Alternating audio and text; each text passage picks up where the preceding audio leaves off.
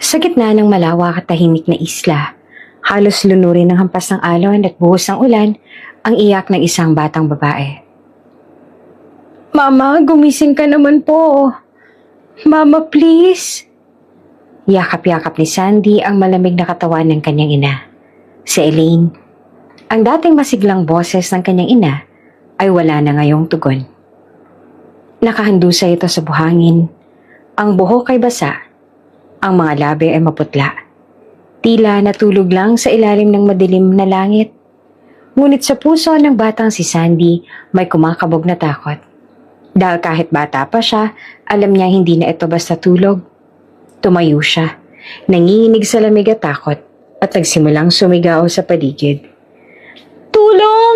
May tao po ba dyan? Tulungan niyo ang mama ko! Sa di kalayuan may narinig siyang mga yapak. Tatlong babae mula sa maliit na komunidad sa isla ang papalapit. Mga matandang tsismosa. May mga hawak na basket ng pako at isda. Ay naku, ano to? Bulalas ng isa. Sabay taas ng kilay. Naku, patay na yata yan. Sabat ng isa pa. Sabay hawak sa dibdib. At nag-antanda pa ng krus dahil sa takot. Ay, malas. Hindi po siya patay. Sigaw ni Sandy. Tinutulugan lang po niya ako. Tulungan niyo po kami. Parating na po ang daddy ko. Kukunin niya na kami. Umiiyak na tugon ni Sandy. Ngunit imbes na pagdamay, tawa at panunukso ang sumalubong kay Sandy. Daddy raw oh. Di signal nga rito wala Sabat naman ng pangatlong babae. Sino bang daddy na yan? Multo. Kung may daddy ka, di sana hindi nawala ang mama mo. Lumapit ang isa at sinubukang hilahin ang katawan ni Elaine. Ilagay na lang natin to sa tabing dagat, baka sakaling anurin. Mahirap na, baka mga moy pa rito, mawalan pa ng turista ang isla. Wika naman ng isa. Huwag! Hagulhol ni Sandy. Mahigpit na niyayakap ang katawan ng kanyang ina. Hintayin niyo po ang daddy ko, babalik po siya. Ngunit tila wala silang puso. At sa gitna ng ulan at hagulhol, parang unti-unting nilulunod ng kawalan ang boses ng bata. Samantala, sa kabilang dako, isang malawak na golf course ang nababalot ng katahimikan ng hapon. Doon, isang matikas na lalaking nakatayo sa gitna ng damuhan. Si Saine Monteverde. Bilyonaryong kilala hindi lamang sa yaman, kundi sa lamig ng puso. Nakatutok ang kanyang tingin sa golf ball na nasa paanan niya, ngunit malayo ang iniisip. Lumapit ang kanyang assistant, si Martin. Hawak ang isang tablet, bakas ang kaba sa mukha. Sir Saine, may balita na po kami. Tungkol ho kay Ma'am Elaine. Tumigil si Saine at hindi siya lumingon. Tila bingi sa pangalan. O ano? Patay na? Malamig niyang tanong. Oo po. Sir, inataka raw. Sa isla. Kung saan niyo siya pinadala 5 taon ang nakalilipas. Natigilan sa paghawak ng golf stick si Saine. Hindi niya inaasahang iyon nga ang dalang balita ng kanyang assistant. Huminga ng malalim si Martin tsaka muling nagsalita. Pero hindi lang po yun. May nakuha rin po kaming impormasyon. 5 taon na raw mula nang nanganak si Ma'am Elaine. May bata po sa isla. Anak niyo raw po. Sa unang pagkakataon, nagbagong ekspresyon ni Saine. Ang lamig sa kanyang matay unti-unting napalitan ng pagkabigla. Umangat ang kanyang tingin, para bang biglang nabasag ang yelo sa kanyang dibdib. Anak? May anak ako? Hindi siya makapaniwala. Hindi ito kasama sa plano. Hindi ito bahagi ng kanyang galit. Hindi siya handang marinig na may iniwang alaala si Elaine, lalo na at bahagi siya nito. Magtawag ka ng helicopter. Mariin niyang utos. Dalhin niyo ako sa isla. Ngayon na. Kinagabihan, kasabay ng malalakas na kulog at talyadong liwanag ng kidlat, isang helicopter ang bumaba sa gilid ng isla. Mabilis na bumaba si Saine, basang-basa ng ulan. Tumigil siya sa harap ng isang kubong sira-sira at tila nilamon na ng panahon. Ito ang huling tirahan ni Elaine. Bumukas ang pintuan dahan-dahan. Mabigat ang hangin. Amoy kahapon. Amoy alaala. Tumapak siya sa loob. Tahimik. Hanggang sa narinig niya ang isang munting iyak ng isang batang babae.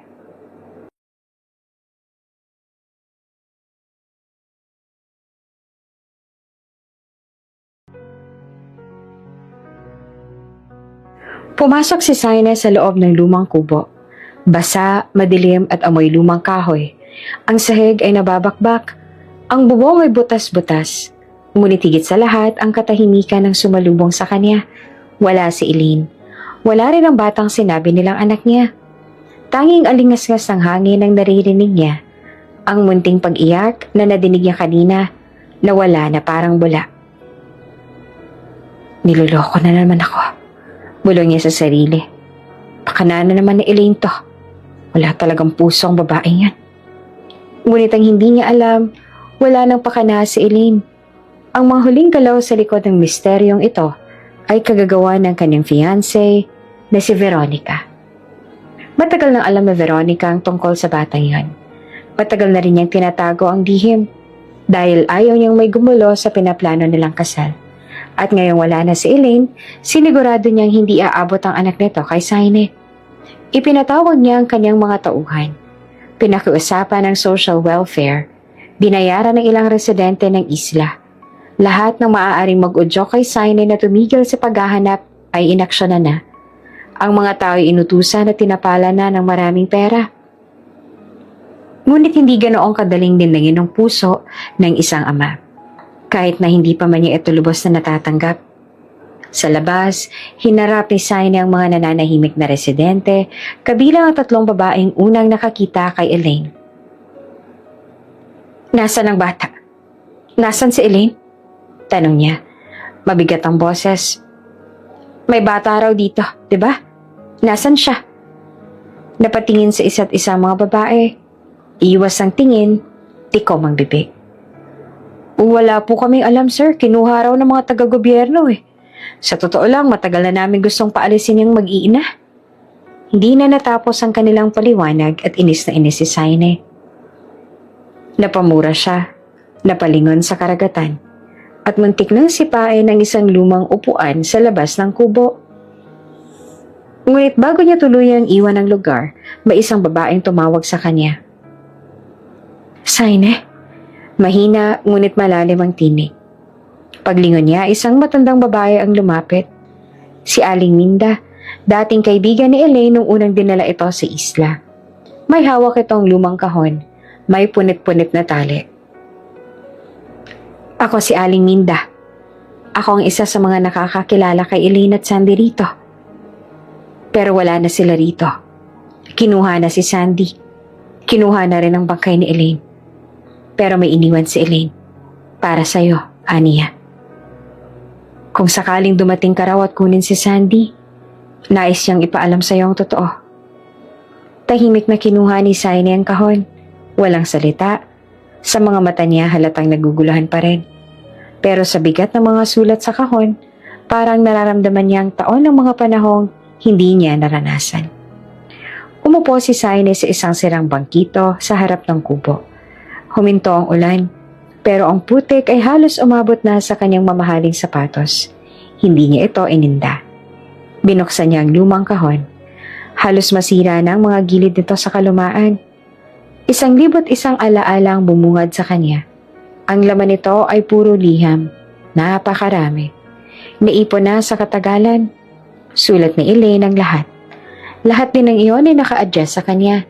Lahat hindi niya natanggap. Nanginginig na binasa ni Saine ang nilalaman ng mga liham. Unang liham. Minamahal kong Saine. Nanganak na ako. Babae ang anak natin.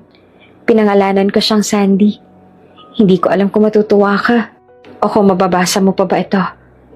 Pero kailangan kong sumulat dahil kung hindi baka tuluyang malunod ang damdamin ko. Ang hirap, Saine. Wala akong kakilala rito. Wala akong kasangga. Noong nanganak ako, akala ko mamamatay ako. Walang ospital, walang ambulansya. Yung matandang hilot na tinawag ko, Halos bulag pa. Pero siya lang ang meron ako ng mga panahong yon. Wala akong pambayad sa ibang lugar. Habang dinadala ko si Sandy sa sinapupunan ko, araw-araw kitang iniisip. Iniisip ko kung iniisip mo rin ba ako. O kami. Si Sandy, ang ganda niya. Para siyang ikaw. May mga mata kang hindi ko malilimutan. At sa tuwing tinitingnan ko siya, parang bumabalik lahat ng alaala ko nung masaya pa tayo. Hindi ko alam kung hanggang kailan ko kayang itaguyod ang batang to. Pero gagawin ko. Dahil siyang nag-iisa kong dahilan para mabuhay. Sana balang araw, makita mo siya. Sana balang araw, marinig mo siyang tumawag sa'yo ng, Daddy? Lubos na nagmamahal, Elaine. Init siya ni Saine ang sobre at saka nagpatuloy sa pagbabasa. Ikalawang liham. Minamahal kong Saine. Unang kaarawan ni Sandy ngayon, wala akong handa, wala akong cake, wala akong lobo, wala rin akong bisita. Pero may isa akong regalo sa kanya. 2 may kalakihang gatas at 1 pares ng medyas. Puro lang kasing pinapainom ko sa kanya. Wala rin siyang maayos na medyas kaya sabi ko, kaarawan naman niya kaya susulitin ko na. Alam mo ba kung paano ko yung nakuha? Naglaba ako buong linggo. Kumot, sapin, punda ng mga turistang namamalagi rito. Masakit sa likod, masakit sa palad, pero tiniis ko. Isang araw bago ang kaarawan niya, nilagnat si Sandy. Nagpanik ako. Ang bata pa niya para magkasakit. Wala akong pera. Nangutang ako kay Aling Berta. Pinambili ng paracetamol. Walang ibang tumutulong sa amin. Pero hindi ako nagrereklamo kasi sa bawat hapdi ng katawan ko, sa bawat pagod at gutom, may kapalit. Isang ngiti ni Sandy, isang tawa, isang yakap. Pero sana narito ka para makita mo rin kung gaano siyang kahalaga. Lubos na nagmamahal, Elaine. Hindi lubos akalain ni Saine na ganong kabigat ang pinagdaanan ni Elaine. Noong mga panahon na nagkanda hirap-hirap si Elaine sa pagtataguyod sa anak, kahit na mag-isa, siya ay nasa Maynila. Walang kaalam-alam. Nagpapakasasa lamang sa kayamanan at nagpapakalunod sa galit sa dating asawa. Ikatlong liham. Minamahal kong Saine. Ngayon narinig kong unang salita ni Sandy. Daddy, napatigil ako. Parang may humugot sa puso ko. Sa dinami-rami ng salitang pwede niyang sabihin. Bakit yun? Hindi ka pa nga niya nakikita. Nalitrato mo, wala kami. Pero gabi-gabi ko siyang kinukwentuhan tungkol sa'yo. Kahit na hindi naman talaga niya naiintindihan ng mga sinasabi ko. Pero lagi kong sinasabi na may isang lalaking matalino, magaling at may mabuting puso. At iyon ay ang kanyang ama. Kahit minsan parang hindi totoo. Pinipilit kong maniwala para siya rin maniwala. Mahal ka pa rin niya kahit hindi ka niya kilala. At sa kabila ng lahat, mahal pa rin kita. Lubos na nagmamahal, Elaine. Ika-4 na liham. Minamahal kong Saine. Ngayon kailangan kong manghisda. Ubus ng bigas. Wala na rin kaming ulam. Iniwan ko muna si Sandy sa kapitbahay. Isang matandang babaeng may 3 alagang pusa. Tingin ko safe naman siya ron. Pero pagbalik ko umiiyak siya. May pasa sa braso. Nakatago sa likod ng sirang cabinet. Kinulong po ako sa bodega, Mama. Sabi niya. Kasi makulit daw ako. Gusto kong sumigaw. Gusto kong magwala. Pero pinili kong yakapin siya. Sabihin sa kanya na ayos lang. Naligtas siya. Nababalik ang daddy niya at kukunin kami. Nagsisinungaling ako araw-araw. Saine. Pero gusto ko ring maniwala na isang araw, babalik ka. Kahit hindi mo na ako mahal, sana mahalin mo siya. Sana mahalin mo ang anak natin. Ang anak mo. Nakikiusap, Elaine. Nakapikit si Saine habang tumutulo ang luha. Ibinaba niya ang kahon sa tabi. Tinakpan ang kanyang mukha para siyang batang inagawan ng panaginip. Isang panaginip na hindi niya alam na matagal ng kanya. At sa unang pagkakataon, hindi niya na pinigilan ang kanyang sarili. Tahimik siyang umiyak sa harap ng kubo habang ang langit ay muling bumuhos ng ulan. Mahina't mainit ang katawan ni Elaine. Mula sa pagkakahiga sa lumang banig sa sulok ng kubo, ramdam niya ang bigat ng bawat hinga. 3 araw na siyang nilalagnat. Parang may batong nakadagan sa dibdib niya habang inuubo. Hindi lamang dahil sa sakit, kundi dahil sa gutom. Sa sulok ng kanilang maliit at marupok na kubo, nakaupo siya habang hawak ang isang platito na may 2 peraso ng tinapay. 2 tinapay na lang ang natira sa mesa. Matigas na. Nilulumot na sa gilid. Pero kahit na ganon, pinipilit niyang itoon ng mataroon. Kahit paano, iyon na lang natitirang pwedeng ikabuhay nila.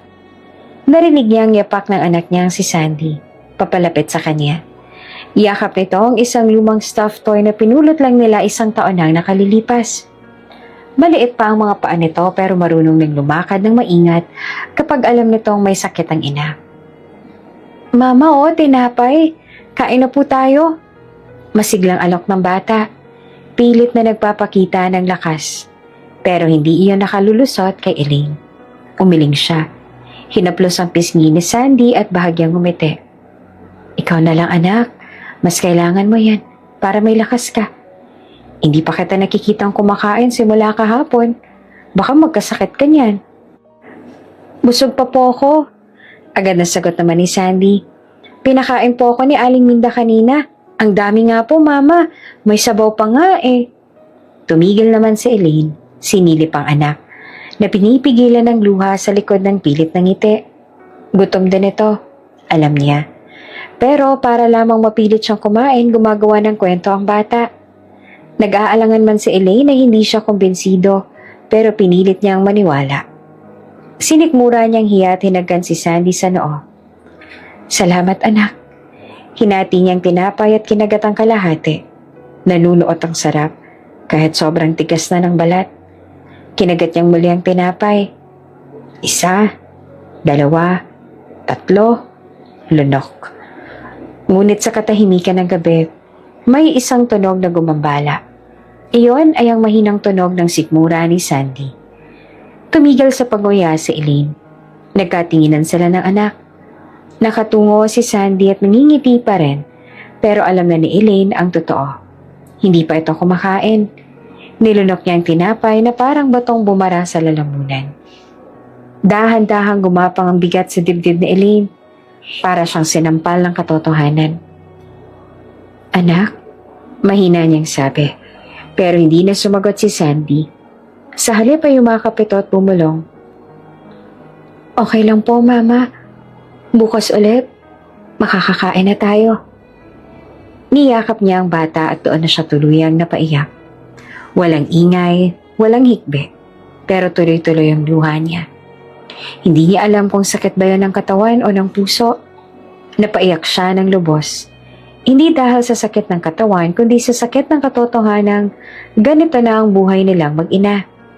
Kinabukasan habang nagsasampay siya ng nilabhang basahan sa labas, may narinig siyang tinig mula sa radyo ng kapitbahay. Mahina pa ang katawan niya dahil hindi siya pinatulog ng kanyang malubhang ubo, pero kailangan niyang kumilos. Breaking news! Confirmed ng engagement ng kilalang negosyante at bachelor na si Saine Monteverde kay Veronica Guevara, anak ng real estate mogul na si Antonio Guevara. Parang tumigil ang mundo ni Elaine. Hindi niya napigilang mapaupo sa lupa. Sa likod ng kanyang isipan, paulit-ulit na umuugong ang mga salita. Saine, engaged, Veronica. Napaiyak siya at nanlalambot pa ang tuhod. Ang tunog ng radyo ay parang martilyo sa dibdib niya. Hindi niya alam kung anong parte ang mas masakit. Kung iyon bang pagtanggap na mahal na ito ng iba, o ang katotohanang hindi man lang siya binalikan. Wala man lang kamusta. Walang pasabi. Walang kahit anong paliwanag. Engaged ka na pala. Bulong niya habang nakatitig sa kawalan. Hindi man lang kita muling nakita. Hindi mo man lang kami nakita. Para siyang nilunod ng sariling luha. Gusto niyang sumigaw, pero sa halip na sigaw ay ubo ang lumabas. Gusto niyang magalit, pero wala siyang lakas. Hindi niya kayang buhatin ang galit kung bitbit niya na araw-araw ang lungkot. Mula nang dumating si Sandy sa kanyang buhay, si Saine na rin ang naging pangarap niyang pagbalik. Hindi bilang mahal pa rin niya ito, bagamat hindi na yun kailanman nawala, kundi bilang ama ng batang araw-araw niyang isinusugal ang lahat para mabuhay. Lalong lumala ang sakit niya kinagabihan. Hindi na siya makabangon. Pilit niya pa rin nilalabanan ng lagnat. Ang hirap ng paghinga, pero ramdam niyang parang may bumibitaw sa kanya. Pinagmasdan siya ni Sandy. Mahimbing na natutulog. Yakap-yakap ang lumang kumot. Lumapit siya at dahan-dahang kinuha ang kwentas na matagal niya nang tinatago. Ang kwentas na ibinigay sa kanya ni Saine noong mahal pa siya nito. Ikinabit niya iyon sa leeg ng anak. Sandy, bulong niya habang pinipilit ngumiti. Kapag dumating ang daddy mo, ipakita mo to sa kanya. Ito ang magsasabi sa kanya kung sino ka. Maghihintay lang tayo, anak. Darating siya. Dumilat si Sandy at medyo antok pa. Darating po talaga si daddy? Tanong nito. Oo, anak. Kukunin ka niya. Kaya dito lang tayo. Maghihintay tayo. Ngumiti naman si Sandy at muling pumikit. Si Elaine naman dahan-dahang bumalik sa pagkakahiga. Mas ramdam niya na ngayon ang ginaw kahit walang hangin. Parang may humihila sa kanya pababa. Pag-abot niya ng kwentas, bumigat ang kanyang braso. Wala siyang narinig kundi huni ng kuliglig, ulan sa bubong, at ang mahinang bulong ng dasal niya. Kunin mo na kami, Saine. Kahit ngayon lang. Sinubukan niyang iunat ang kamay para haplusin muli si Sandy. Pero bumigat ito. Unti-unting bumagsak sa gilid ng banig. At sa katahimikan ng gabi, habang humahalimuyak sa paligid ang lamig ng kawalan, isang malamig na pahiwatig ang dahan-dahang bumalot sa loob ng kubo. Sa labas, hindi na naririnig ang radyo. Hindi na rin umaalon ang hangin. Tahimik na ang paligid. At sa loob, si Elaine hindi na kumikilos. Pilit itong ginigising na Sandy. At nang mapagtanto ni Sandy na hindi na kumikilos at humihinga ang kanyang mama, nagsimula ng umiyak at sumigaw ang bata. Sa di kalayuan sa labas ng kubo, basang-basa ng ulan si Saine. Hawak ang liham sa kanyang mga kamay. Basa na rin ito ng luha. Hindi niya na napigil ang pag-iyak. Isa siyang lalaking mayaman, makapangyarihan. May buong mundo sa kanyang palad, ngunit sa sandaling ito, parang wala siyang lakas. Dahil sa isang babaeng iniwan at sa anak na hindi man lang niya nakilala. Mainit ang araw sa baybayin ng isla, pero mas mainit ang tensyong bumabalot sa dibdib ni Saine habang minamasdan ang kapaligiran. Kumakabog ang puso niya, hindi sa pagod, kundi sa takot na huli na siya. Wala siyang ibang baon kundi ang pangalan ni Sandy at ang mga liham na Elaine na mas mabigat pa kaysa alinmang dokumento. Nakaipit pa sa bulsa niya ang isa sa mga sulat, bahagyang kusot. Pero malinaw pa rin ang tinta. Saine, kunin mo kami rito. Magkita na tayo bilang isang pamilya. Naglakad siya papunta sa barangay hall kung saan may mga social workers na nag-aasikaso ng ilang batang nawalan ng tirahan. Isa-isa niyang tiningnan ang bawat bata. May umaasang mukha, may tulalang tingin, may mga umiiyak sa takot at gutom, hanggang sa may narinig siyang tinig. Daddy! Napalingon siya sa may dulo ng looban. May isang batang babaeng payat, may gusot na bestida at putik sa binti. Umiiyak habang tinuturo siya. Napatigil si Saine. Nabitawan niya ang hawak na sulat at parang may humigop ng hangin sa paligid. Elaine? Bulong niya. Hindi sa ina kundi sa aninag ng mukha ng bata. Dahil sa kabila ng dumi nakita niya ang mga mata. Mata niya, mata ni Elaine, Sandali lang sir. Wika ng isang staff ng barangay. Medyo sensitive ang mga bata. Marami pong trauma. Baka po nagkakamali lang siya. Pero tinawag niya akong daddy. Giit ni Saine. Nakita niyo yon? Tinawag niya ako. Baka po naguguluhan lang. Trauma lang po siguro, sir. Minsan po ganyan talaga mga bata kapag nawawala ng magulang. Nagkakaroon sila ng false memory. Pero hindi yon basta false memory. Narinig niya. Narinig niya ang panginginig sa boses, ang pag-asa, at ang uri ng panawagan na kahit kailan, hindi mo basta maririnig sa isang hindi mo anak. Hindi mo kasi alam. Bulong niya sa sarili. Hindi mo nabasa ang mga sulat. Pero bago pa siya makalapit, inakay na ng social worker ang bata palayo. Pilit na kinakalma, pinunasan ng luha. Bago pa man siya muling makalapit, naipasok na ang bata sa loob ng van. Napalingon pa ito at muling sumigaw. Daddy, huwag na po kayong umalis, Daddy. Sandali lang po. Pero nawala na ito sa paningin niya. Parang usok na inagaw ng hangin. Bawat salita ay parang tinik sa lalamunan ni Saine. Nagsisimula siyang humabol. Pero may humila sa kanyang braso. Saine, pamilyar ang boses. Matulis, formal, maingat. Lumingon siya at doon niya nakita si Veronica. Ang babaeng iniwan ni Elaine sa nakaraan at ang babaeng pilit niyang isinisiksik sa kinabukasan. Maayos ang bihis ni Veronica. Tila ay hindi nito alintanang init o alikabok. May kasama pa siyang assistant at may bitbit na bottled water. Anong ginagawa mo rito? Tanong ni Sainet baka sa mukhang pagkabigla. Nabalitaan ko ang nangyari at nag-alala ko sa'yo. Alam ko may nangyari kay Elaine kaya gusto ko masiguradong okay ka. Tinawagan ako ng assistant mo. Hindi ko naman kaya hindi sumunod. Pero ang hindi alam ni Saine, matagal nang alam ni Veronica ang tungkol kay Sandy. Ang totoo, hindi ito dahil sa pag-aalala. Isang taon na nakalipas nang malaman niya mula sa isang tauhan na may anak si Saine kay Elaine.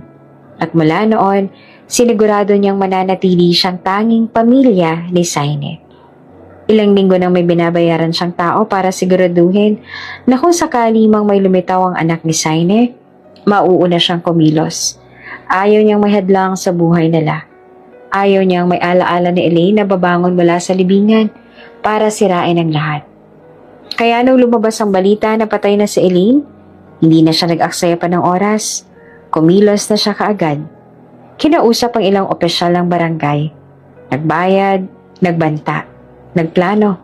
At ngayon, handa na ang palabas. Love, may dinala silang bata. Sabi anak mo raw kay Elaine? Sabay turo niya sa isang batang babaeng malinis. Nakasuot ng cute na pink dress. Hawak ng isang barangay tanod. Maganda rin ang damit nito. May hawak na maliit na bag na may print ng unicorn. Kakaibang Sandy. May retrato pa ito. Kuhang digital at halatang inedit. Pero may sinadyang gulang. Hello po, Daddy. Bati ng bata. May pag-aalangan sa boses pero may practice sa kilos. Napatingin si Saine sa bata. Nakita niya si Elaine sa kanyang isip. Iniisip niya na nakangiti ito habang kargang kanilang anak. Pero iba ang nararamdaman niya habang tinitingnan ng bata ang hawak ni Veronica. Ramdam niyang hindi totoo iyon. Hindi ganyan ngumiti si Elaine kapag masaya. Parang wala siyang nararamdamang lukso ng dugo kumbaga sa bata. May mali. Pero nagsimulang laruin ni Veronica ang emosyon niya. Sabi nila matagal na nilang kilala si Elaine. Ipinakilala ang batang ito bilang Sandy. Ang dami pang kwento ng mga kapitbahay. Lahat tumuturo sa kanya. Napailing si Zane. Hindi siya yan. Hindi siya yung tumawag sa akin kanina. May bata. Mas payat. Mas maliit. Siya yung nagsabi ng daddy. Hindi ko siya maalis sa isip ko. Hinawakan ni Veronica ang kamay niya. Siguro, Sainet, trauma lang yon. Nakita kanyang lumapit sa barangay. Kinapitan niya. Pero itong batang to, may ebidensya, may pangalan, may kwento. Hindi ba't yun ang hanap mo? Hindi siya sumagot. Hindi siya makagalaw. Ilang oras ang lumipas. May helicopter na, pwede na tayong bumalik sa Maynila. Sabay bitaw ni Veronica ng ngiti. You found your daughter. Let's move forward. Nagtungo na sila sa baybayin. Nakatayo si Saine sa tabi ng helicopter. Hawak ang kamay ng batang pinakilalang Sandy. Sa kabilang gilid naman ay si Veronica, ngunit tahimik pero alerto. Pero habang papasakay na siya, may gumising sa puso niya. Parang boses ng liham na Elena pabulong. Kunin mo kami rito. Huwag mong pabayaan ang anak natin. May naiwan ako, sabi ni Saine. Ha? Anong naiwan? Puno ng pagtatakang tanong ni Veronica. Sandali lang, kailangan kong balikan. Bumaba siyang muli. Hindi siya nagpaliwanag. Hinayaan niyang maghintay si Veronica. Dumaan siyang muli sa mga eskinita. Huminto sa kariton, sa may tindahan. Hanggang sa makita niya sa ilalim ng puno ng mangga ang batang payat. Kunwaring isinasakay sa van pero iniwan din lang doon. Nakaupo, nagtatago. Nagkatinginan sila. Daddy? Tumayo ang bata. Tumatakbo at umakap. Umiiyak. Nag-init ang mga mata ni Saine. Pinikit niya ang kanyang mga mata at dinama ang yakap ng batang tila alam ang puso niya. Hinaplos ni Saine ang likod nito. Doon niya naramdaman ang dalang lungkot ng bata. Ang gutom. Ang takot. Ang pag-asa ang pilit na isinisiksik sa mundong matagal nang iniwan ng pangarap. Hindi ako ang dati mo, bulong niya. Tito mo na lang ako. Kasi nahanap ko ng anak ko. Napatigil ang bata at hindi kumibo. Pero, dagdag ni Saine habang hinahaplos ang buhok nito, kung wala kang uuwian, kung wala nang ibang susundo, isasama na kita. Muling ngumiti ang bata. Kaunti lang pero totoo. At doon parang may pader na nabasag sa puso ni Saine. Hindi kita pababayaan. Paniniguro pa ni Saine. Umiyak muli ang bata. Ngunit ngayon may pag-asa na sa pagitan ng hikbi. Yumakap ulit. Mahigpit. At sa unang pagkakataon, dama ni Saine na tama ang naging desisyon niya. Pagbalik sa helicopter, hindi umiimik si Veronica. Pero ang mga mata nito ay matalim. Halata ang pigil na galit. Baka mahirapan mag-adjust ang anak mo. May bata ka pang isinama. Tumangulang si Saine. Akong bahala. At habang lumilipad ang helicopter palayo sa isla, hawak ni Saine ang kamay ng batang pinilit sa kanya ng mundo. Pero mahigpit ang yakap ng batang pinili ng puso niya. Ang batang hindi niya sigurado kung anak nga niya. Pero tiyak niyang hindi niya kayang iwan. Tahimik si Sandy habang lumalapag ang helicopter sa harap ng isang ingrandeng mansyon. Sa kanyang murang edad, hindi pa siya nakakakita ng bahay na ganitong kalaki. Mga gate na bakal, harding malawak at haligi ng marmol. Ngunit imbes na humanga, nanliliit siya para siyang ibong hindi marunong lumipad. Dinala sa langit na hindi niya alam kung bakit. Pagbaba niya may naghihintay ng mga tauhan. Maids, security, isang private chef at sa gitna nila ay dumiretso na si Veronica. Maayos ang bihis, may hawak na bouquet at nakangiting abo tenga. Welcome home, Sandy! This is your home! Sabay yakap niya sa peking Sandy na todo arte rin sa pag-acting. Ay, ang cute talaga ng anak natin, Saine. Bulong ni Veronica sabay halik sa pisngi ng batang peking Sandy. Tingnan mo naman yung itsura niyo, parang ikaw nung bata ka. Tumawa si Saine pero nakatingin pa rin sa likuran kay Sandy.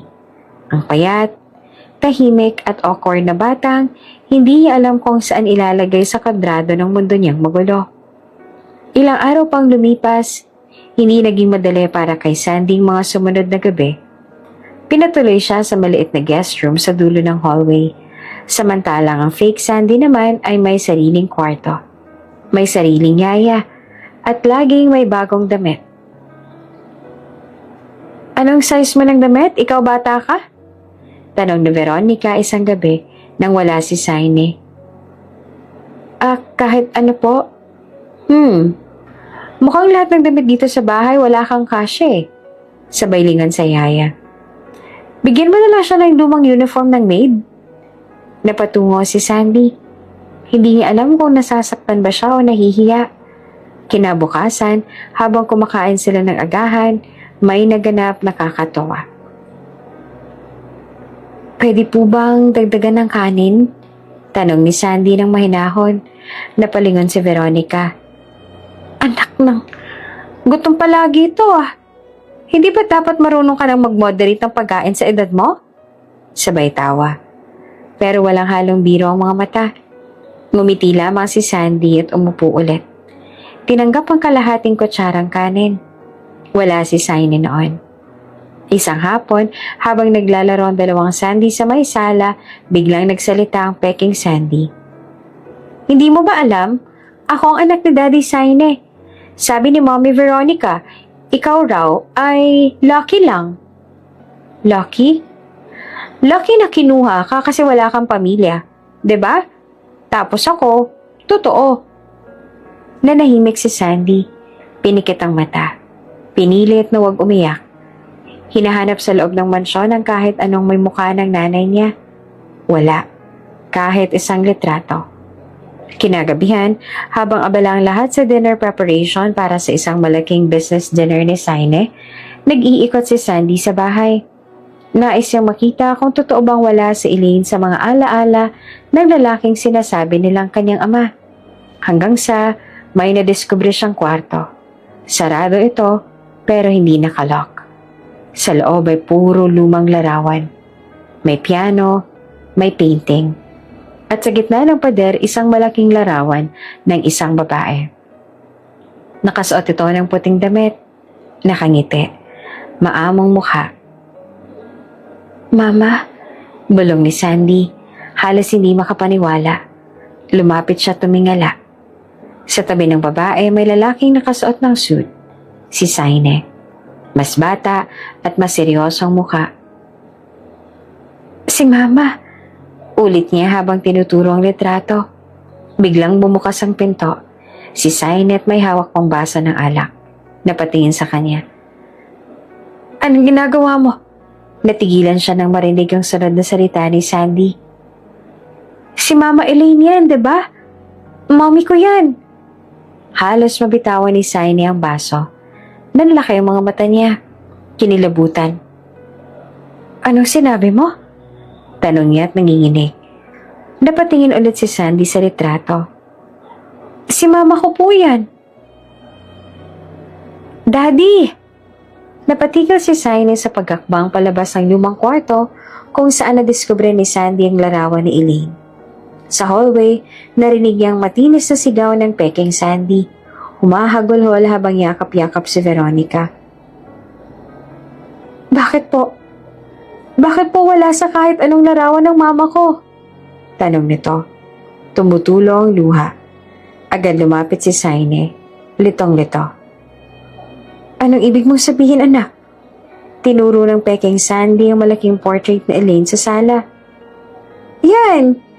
Yan, hindi naman siyang mama ko. Bakit siyang nasa picture? Wala malang picture ng mama ko. Napalunok si Saine. Hindi niya masabi agad kung ano ang nararamdaman. Parang may tumutusok sa isip niya. Kung totoo nga ang anak niya ang batang to, bakit hindi nito kilala si Elaine? Bigla namang sumabat si Veronica. Kalmado, pero may gigil sa boses. Saine, we already talked about this, remember? Sandy has trauma, you know that. She was young when Elaine left. Iba-iba ang memory ng mga batang na trauma. Unreliable. At bakit ka ba nakikinig sa batang yan? Sabay turo sa tunay na Sandy na nagtatakang nanonood lamang sa kanila. Hoy, ikaw. Halika nga rito. Kung saan-saan ka pumupunta without my permission, ha? Saway ni Veronica. Napayuko si Sandy. Veronica, huwag mo namang pagsalitaan ng ganyan ng bata. Saine, I already told you. Napulot mo lang naman ang batang yan sa kung saan. Why don't you give all your attention instead dito kay Sandy? Your real daughter. Sabi pa ni Veronica habang nakaturo sa peking Sandy. Tumango naman si Saine pero hindi siya tumingin kay Veronica. Ang isip niya ay naiwan pa rin doon sa kwartong may larawan ni Elaine. At sa batang nagsabing, "Mama ko po yan." Kinagabihan mula sa kwarto ni Veronica, isang utos ang bumalot sa buong mansyon. Alisin ang lahat ng larawan ni Elaine. Lahat! Ngayon na! Ang totoong Sandy ay pinatuloy na lamang sa lumang maid's room sa likod ng bahay. Madilim, sira ang bintana. Walang ilaw. Umihihip ang hangin. Malamig at may patak ng ulan sa kisame. Wala siyang kasama. Nang gabing din yon ay bumuhos ang napakalakas na ulan. Kumikidlat pa. Mabilis, malakas. Napasigaw si Sandy sa takot. Napayakap sa kumot. Pero naaalala niya ang tinig ni Elaine. Mahina, malambing sa mga gabing umuulan din. Sandy, pag natatakot ka, sabihin mo lang kay Jesus na bantayan ka. May mga angel siya para sa mga batang matapang. Napapikit si Sandy at pinigil ang hikbi. Tsaka mahina siyang nagdasal habang ang ulan ay tila kumakatok sa kanyang kahinaan. Kinabukasan, isang bagong bisita naman ang dumating. Isang babae. May suot na pulang trench coat at mahal na alahas. Bumaba sa luxury car. Siya si Madam Agatha Monteverde, ang ina ni Saine. "Anak," sabi niya at yakap agad kay Saine. "Nahanap mo na pala ang anak mo. Mabuti naman. Dito ako para magpakalola." Ngunit hindi pa man natatapos ang yakap, lumapit agad si Veronica. May dalang tea. "Hello po, tita.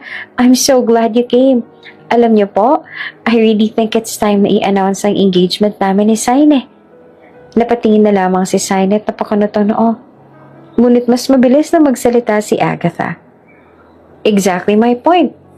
This time, totoo na. Hindi press release. Hindi para sa business lang. This child needs a mother. Let's face it. Veronica is the one who can give her that." Tahimik naman si Saine. Hindi dahil sa nasiyahan siya, kundi dahil parang may tinapakan silang alaala. Alaala ni Elaine. At saka, patuloy pa ni Agatha habang umiinom ng tsaa. "Let's not forget Saine. Yung babaeng yon, si Elaine, scammer yon. Sinampahan ng kaso. Nakapatay raw. Ibinaba mo lang sa isla para hindi siya makulong, di ba?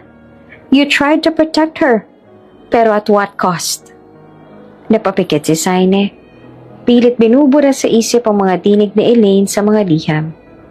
Ang hirap. Ang sakit. Hindi siya makasagot. Ilang minuto matapos yon, tinawag siya ng peking Sandy mula sa kwarto. "Daddy, suklahin mo naman ang buhok ko." Sumunod siya.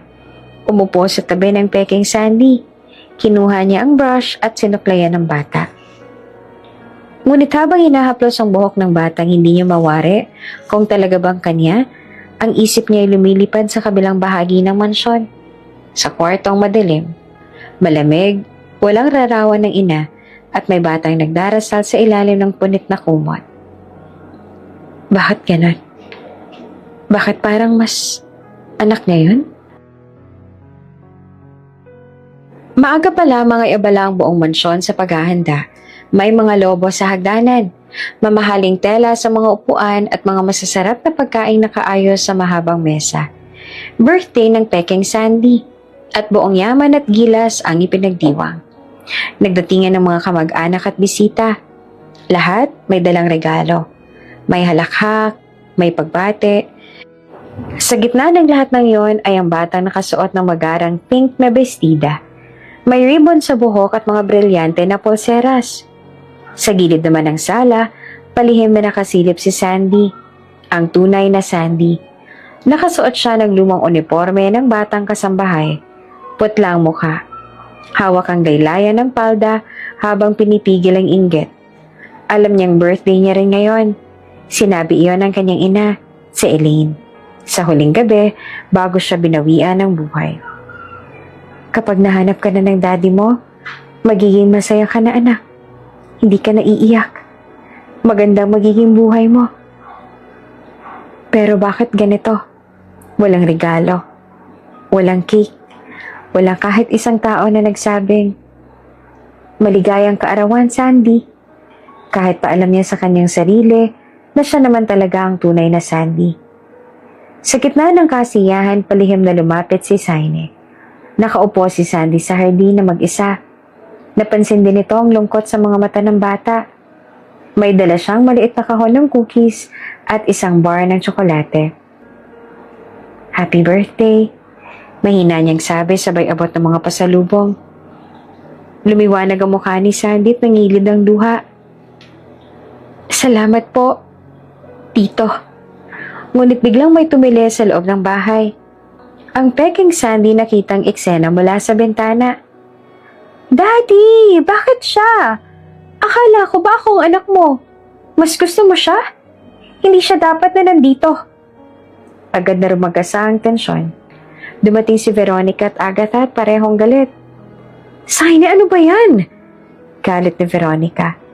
"You're confusing the child."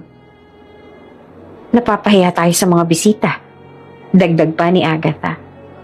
"Walang dapat special treatment sa batang hindi natin alam kung saan ang galing."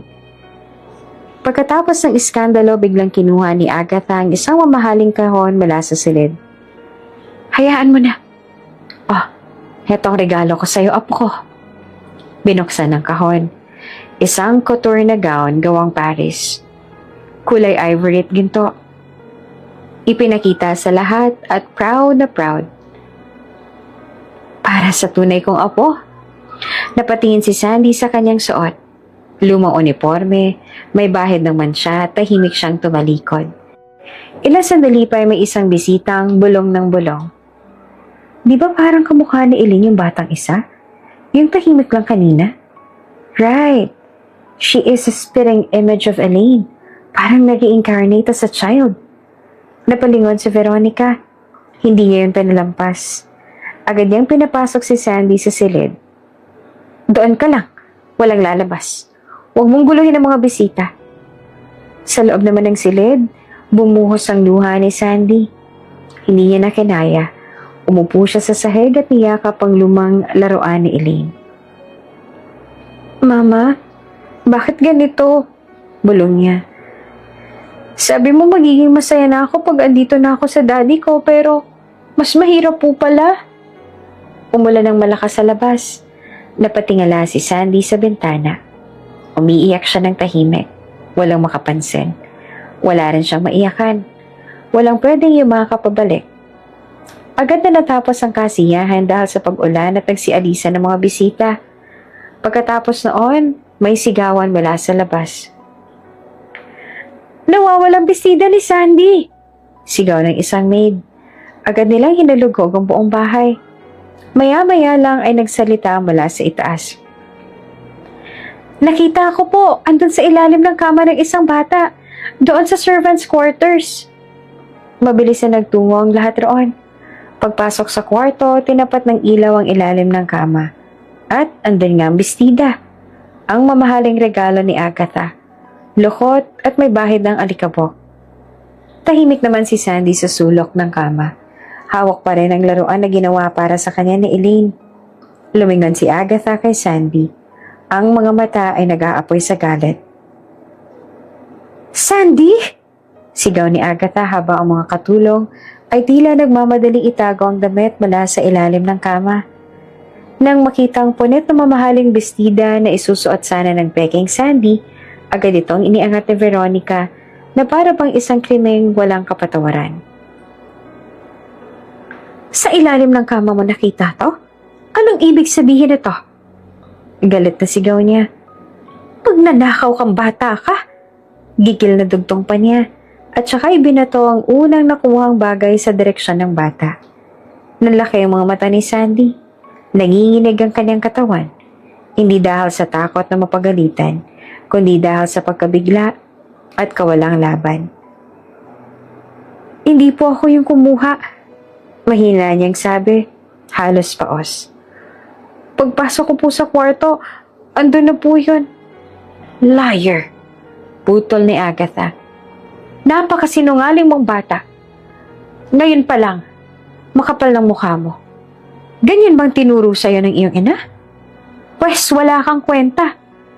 Tumayo si Sandy. Pinipilit pinatilihing tuwid ang likod kahit nanginginig ng mga tukod.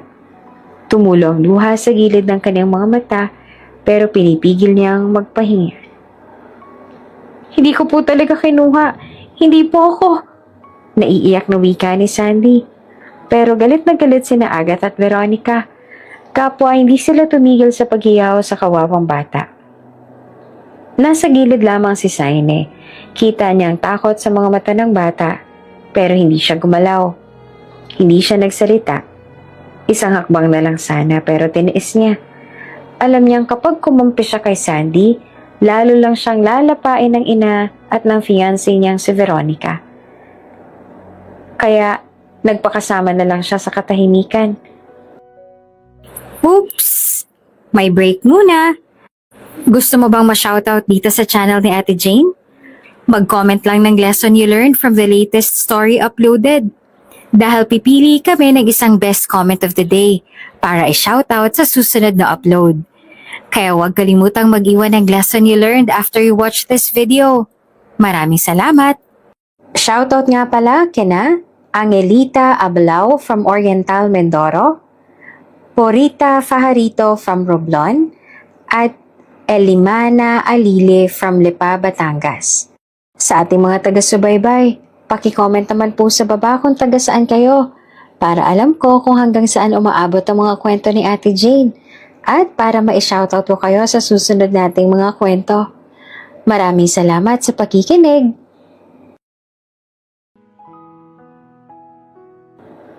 Sige na, huwag na nating palakihin. Hindi siya tumingin sa bata. Iniwas niyang tingin kahit na gustong-gusto niya ng tulungan ito dahil sa awa.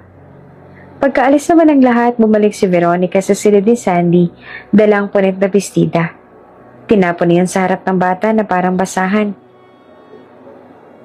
Gusto mo ng mamahaling damit, di ba? Ambisyosa ka eh. O ayan, isuot mo. Walang awang wika ni Veronica. Nilaglag niya ito sa harapan ng bata. Puno iyon ng kuskos. May mansya na ng sabon at tubig sa palikuran. Pinunit-punit ang laylayan. Wala nang masabi si Sandy. Tulala lamang siya. Tahimik at tininingan lang niya si Veronica habang sinasabi nitong, magpakaayos ka. Akala mo kung sino kang prinsesa. Hindi ikaw ang anak ni Saine. Isa ka lang palamunin at pabigat sa pamamahay na to, no?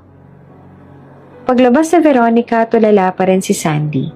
Nanginginig ang mga kamay, habang dahan-dahang dinampot ang sirang bestida. Para bang hawak niya ang isang peraso ng pangarap na niluray-luray. Nagbihis siya. Isinuot niya ang punit na bestida kahit masikip, kahit mabigat sa dibdib. Tumayo siya sa harap ng salamin, sa dingding ng silid. Sa liit ng silid, malamlamang ilaw, at may ilang alikabok pa sa gilid ng salamin. Tiningnan niya ang sarili. Isang batang babae, payat, may bahid ng putik ang sakong at sirang bestida sa katawan. Tumulo ang luha niya. Isa-isa, hindi niya pinunasan. Mama, mahina niyang bulong. Sabi mo po magiging maganda ang buhay ko kapag nahanap ako ni Daddy. Lumunok siya at pilit ngumiti sa refleksyon. Nanginginig ang tinig niya. Kung buhay ka pa po, siguro ganito rin ang suot ko. Pero yung totoo, yung maganda, hindi yung sirang ganito. Kasi po pangarap ko po maging princess, di ba po? Mama, miss na kita, Mama. Pinisil niyang laylayan ng bestida at kinagat ang labi. Siguro maganda rin ako, Mama. Kagaya mo. Kahit na hindi nila nakikita yon. Sa saglit na yon, para siyang batang naghahanap ng sariling mukha sa refleksyon. Hindi lang kung ano siya, kundi kung sino siya dapat. Isang anak, isang batang minamahal, isang hindi kailanman tinapon o itatapon. Pero sa refleksyon, Ang nakikita niya ay isang batang hindi pinili. Isang batang pinabayaan at minamaltrato. Bata pa siya pero napakabigat na ng kanyang pinagdadaanan. Sino nga naman ba kasi talagang nagmamahal sa ulilang bata na kagaya niya? Doon siya naupo sa gilid ng kama. Punit ang bestida pero pinilit pa rin niyang itupi ang palda. Kinukumbinsi ang sarili na maganda pa rin siya. Pero kahit anong pilit niya, hindi niya mabura ang mga salitang binitiwan ng mga tao sa mansyon. Hindi ikaw ang tunay na anak. Hindi ka naman talaga dapat na nandito. Paalamunin ka lang. Sa dilim ng silid, wala siyang kasama. Walang magulang na hahawi sa kanyang buhok at kakantahan siya upang siya'y makatulog. Walang magulang na yayakap sa kanya kung sakali mang matakot siya sa anumang kaluskos habang malalim ang gabi. Tanging ang mga luha at ang tunog ng ulan sa labas ang kasabay niya. Pilit niyang inaabot ang dasal na tinuro ng kanyang ina. Habang ang puso niya ay kumakapit sa isa na namang pag-asa na sa kabila ng lahat, may makakakita rin sa kanya bilang totoo. Samantala, sa labas naman ng silid, may dalawang katulong na nagbubulungan. Alam mo, parang nakita ko yung Sandy kahapon. May hawak-hawak na bestida. Parang bago pa man pumasok itong batang ampon ni Sir Saini sa silid, andun na talaga yun. Oo nga, nakita ko rin. Grabe talaga si Ma'am Veronica at Madam Agatha, no? Pero, ano ba namang magagawa natin? Ang anak naman ni Sir Saini si Sandy. Kinupkup lang naman yung bata at kinuha sa kung saan mang isla. Pareho lang naman sila ng pangalan. Baka yata akala ni Sir dalawang anak niya. Ay nako, sana ang anak na lang yung Sandy na kasama natin, ano? Napakamaldita ng isa eh. Napalingon ng isa sa hallway. May anino ng lalaking nakatayo roon. Tahimik si Saine. Tahimik ang gabi, ngunit mabigat ang hangin sa loob ng mansyon. Sa silid ni Sandy, nakaupo ang bata sa gilid ng kama. Hawak ang isang lumang stuffed toy na iniwan sa kanya ng ina. Pumasok si Saine. Bitbit ang mga salitang pilit niyang pinag-isipan buong araw. Hello, Sandy. Mahinang simula niya. Umupo siya sa tabi ng bata at huminga ng malalim. Alam kong tinawag mo akong daddy at gusto kong alam mong importante ka sa akin. Tumingin si Sandy sa kanya. May pag-asa sa mga mata. Pero, patuloy ni Saine. Gaya ng sinabi ko noon bago tayo umalis ng isla, dito na lang itawag mo sa akin, ha? Nanlumo naman ang bata. Bakit po, tito? Hindi siya agad nakasagot. Hanggang sa mabilitan siyang sabihin. May mga nasasaktan kasi kapag tinawag mo akong daddy, kaya parang walang gulo. Tito na lang muna. Tahimik pero sa puso ni Sandy, parang may basag na salamin. Tumango siya, kahit namumuo na ang luha sa gilid ng kanyang mga mata. Sige po, tito. Nakangiting wika ng bata. Sa kabilang bahagi naman ng mansyon may sariling galit na kinikimkim si Veronica. Nababaliw siya sa unti-unting paglapit ni Saini sa totoong Sandy. Ang kanyang kontrol ay tila nababawasan kada araw, kaya naman nagsisimula na siyang gumawa ng plano. Isang paraan para tuluyan ang mawala sa eksena ang batang iyon. Samantala si fake Sandy dahil sa selos ay biglang nagtanong habang naglalaro kasama si Veronica sa sala. Mommy? Gusto ko rin tawagin kitang Mommy. Napalingon si Veronica at nanlaki ang mata. What did you just say? Nakangiting bata. Walang malay sa bigat ng sinabi. Gusto ko po kasi na may mommy rin ako, kagaya ng iba. Saglit na katahimikan, tapos ay ngumiti si Veronica. Mapilit. Oh, of course, sweetie. You want me to be your mommy? Tumango ang bata. Ngunit pagkasara ng pinto ng kwarto nila sa pagitan nilang dalawa lang, mabilis na nawala ang ngiti ni Veronica. Never. Never mong tatawagin ulit akong mommy. Galit na galit ang boses niya. Ayaw mong malaman ni Sunny yung totoo, diba? Naalak talaga kata sa iba. Gusto mong matupad ang pangarap mong magka-daddy? Then don't ruin it for both of us. Nanahimik ang bata. Tulala. Ang mukha nito ay tila nawala ng kulay. Gusto man niya magsalita, hindi niya alam kung papaano. Sorry po. Nakayuhong wika ng peking Sandy. You will do as I say. So, Gabriel, magpapakap kang si Sandy. At ngayon ikaw na si Sandy, you will live her life. Hindi ako papayag na mawala pa sa atin si Saine. Naiintindihan mo ba? Walang nagawa ang peking Sandy, kundi ang tumango na lamang kahit nalabis itong nalungkot sa sinabi ni Veronica. Nang gabing yon, umambon sa labas. Wala si Saine. May late meeting daw ito, sabi ng staff. Habang wala siya, tuluyang nawala ang tiyaga ni Veronica. Hindi na siya makapaghintay ng planong maayos at malinis. Nakita niyang bumaba si Sandy para kumuha ng tubig. Nilapitan niyang bata, tahimik, walang imek. Pakipunas nga to. Utos niya sabay tapon ng tuhig sa sahig. Tinuro ang basang bahagi ng marmol na flooring. Nang imuko si Sandy para punasan, bigla siyang sinipa ni Veronica sa likod ng binti. Isang tusong galaw. Parang aksidente. Parang simpleng nadulas. Nag-slide ang maliit na katawan ni Sandy at sa bilis ng pangyayari, tumama ang ulo niya sa malaking figurine sa gilid ng mesa. Isang marble bust na mabigat at matulis sa base. Walang tunog, kundi ang lagaslas ng tubig at ang tunog ng katawan ng bata sa sahig. Tila huminto ang mundo. Shh! Mahinang bulong ni Veronica, pinigilan ang hininga. Tumigil, tumitig sa dugo ang ulo ng bata na ngayon ay walang malay. Nakahandusay sa malamig na sahig. At bigla narinig niya ang tunog ng sasakyan sa driveway. Pumasok ang liwanag ng headlight sa bintana. Hindi pa dapat siya umuwi, bulong ni Veronica at natataranta. Sabi ni Martin may meeting pa siya. What the? Walang nagawa siya kundi tumayo. Sinubukang alisin ang traces ng tubig at dugo sa sahig. Subalit hindi na siya umabot. Sandy! Sigaw ni Saine mula sa pinto. Napasigaw siya nang makitang eksena. Ang bata ay duguan, walang malay. Tumakbo agad siya at lumuhod sa tabi ni Sandy. Kinuha niya agad ang ulo ng bata sa bisig niya. Doon niya napansin na may kwenta sa leeg ng bata. Hinipo niya ito at pinisil. Binuksan ang pendant. Larawan ni Elaine ang nakapaloob doon. At ang maliit na larawan sa loob. Larawan ni Elaine at ang batang ito. Si Sandy. Ang Sandy na kilala niya. Ang Sandy na nararamdaman ng anak niya mula pa simula. Naligas ang katawan ni Saine. Anak kita. Mahinang bulong niya. Ikaw talaga.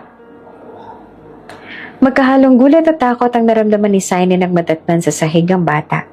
Si Sandy walang malay, duguan ang ulo, at yakap-yakap ang isang piraso ng kwintas na may larawan ni Elaine. Para siyang binuhusan ng malamig na tubig. Ang daming tanong sa isip niya pero wala siyang oras. Kailangang madala agad ang bata sa ospital. Hali kayo! Bilisan niyo! Sigaw niya sa mga kasambahay habang buhat-buhat si Sandy. Parang mawawala na siya sa sarili sa takot. Hindi niya alam kung anong mas masakit. Ang makitang duguan ng bata o ang ideyang baka siya ngang nawawala niyang anak. Sa ospital, agad nilang inasikaso si Sandy. Ngunit nang ibigay ng doktor ang initial findings, hindi agad nakahinga si Saine. May internal swelling sa ulo. Di natin alam kung kailan siya magigising. Kailangan nating maobserbahan siya. Paliwanag ng doktor. Napaluhod si Saine sa gilid ng kama ng bata. Hinawakan niya ang maliit na kamay ni Sandy at malamig at walang buhay. Kung anak kita. Kung anak talaga kita. Bakit hindi agad kita nakita? Bakit akong huling nakaalam? Pabulong niyang tanong habang nangingilid ang luha. Habang wala si Saine sa bahay, sinamantala ni Veronica ang pagkakataon. Tinawag niya si Gabriel, ang fake Sandy, at inutos ang isang plano. Kailangan nating linisin ang pangalan mo. Ang daming tanong ng mga tao. Baka may makilala pa kay Sandy sa mga bisita sa party. Baka ma-recognize pa nila na talagang yan nga ang anak na Elite. Sabi ni Veronica at malamig ang tono. Ano pong gagawin natin, Mama? Kailangan mawala ang kwintas. Kailangan palabasin na ninakaw lang yan ang batang yan. na hindi siya tunay na Sandy. Ikaw ang anak ni Saine. Napalunok kong fake Sandy. Pero paano po kung... Shh! Putol na Veronica. Gawin mo lang ang sinasabi ko. No more questions. Gusto mo bang mapalo? Kinabukasan nagkagulo sa ospital. Biglang sinabi ni fake Sandy na nawawala raw ang kanyang kwintas. Umiyak siya habang sinisigawan ng mga nurse at kasambahay. Ano yun? May larawan ni Mommy Elaine! Sigaw niya. Ginagampanan ng papel ng isang batang nawala ng yaman. Pagbalik ni Saine, sinalubong siya ni Veronica. Saine, nawawala raw yung kwintas ng anak natin. Di ba importante sa kanya yon? Napaisip si Saine. Kwintas? May kwintas si Sandy? Oo, pinamana raw ng mommy niya. May picture daw na Elaine sa loob. Dagdag pa ni Veronica habang sinadyang tingnan si Saine sa mata. Dito na nagsimulang magduda si Saine kasi ang kwintas na nakita niya kay Sandy nung duguan ito sa sahig ay eksaktong-eksakto sa pagkakalarawan ni Veronica. Pero paano kung... Nang magising na si Sandy, ang unang tanong nito ay, Daddy? Pero pinutol agad ni Veronica. Hindi mo siya daddy, tito mo lang siya. Di ba sinabi ko na sa'yo? Dito na nagsimulang tumulo ang luha ng bata. Hindi niya maintindihan kung bakit nagbago ang lahat. Sa harap ng mga doktor at nurse, biglang lumapit si fake Sandy at itinuro si Sandy. Ayan! Sa kanya ko huling nakita yung kwintas ko. Kinuha niya yung necklace ko na bigay ni mommy. Kinuha nga niya yung dress ko eh. Kinuha niya rin pati yun. Magnanakaw. Tahimik lamang ang tunay na Sandy at nanginginig sa hiya at gulat. Hindi niya alam kung paano niya maipapaliwanag ang lahat. Ang tanging alam niya lang, iyon ay kwintas ng kanyang ina. Tiningnan siya ni Saine na tila may pag-aalinlangan. Sandy, saan mo nakuha ang kwintas? Bigay po ni Mommy Elaine. Sabi niya pag natakot ako, hawakan ko lang yun. Pabulong ng bata habang napapahikbi. Pero bago pa makapagsalita si Saine, sumabat si Veronica. Ninakaw niya yan, Saine. Alam ko mahirap paniwalaan. Pero kung baka may galit yung batang yan. Hindi naman natin siya kilala talaga, hindi ba? Naghalong damdamin ni Saine. Gusto niyang maniwala sa sinasabi ni Sandy, pero pilit siyang pinapaniwala ng paligid na hindi ito totoo. Ilang araw ang lumipas, ipinilit ni Saine na pauwiin si Sandy kahit hindi pa man lubos sa gumagaling. Dinala niya pa rin ito sa mansyon. Isang pasya na hindi nagustuhan ni Veronica, pero wala siya nagawa.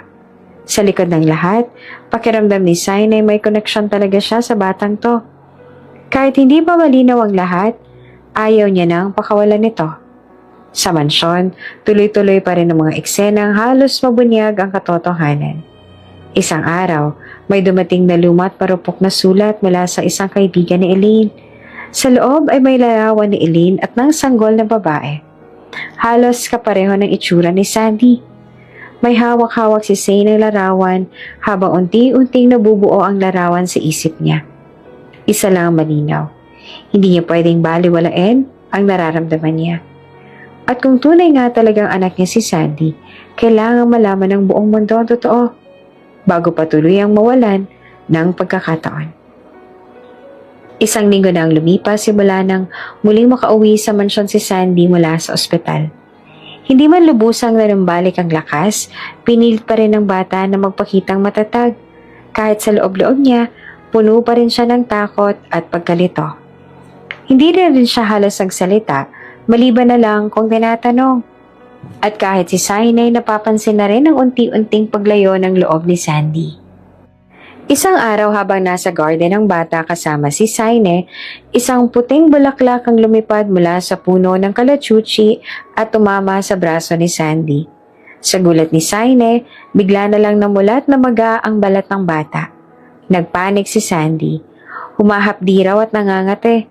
Agad siyang binuhat ni Saine at pinatakbo papasok sa loob ng bahay. May allergy siya sa kalachuchi. Ani ng doktor na tinawagan naman Saine. Nasa dugo yan, madalas hereditary. May alam po ba kayo may ganitong kondisyon sa pamilya? Hindi na naka-imik si Saine.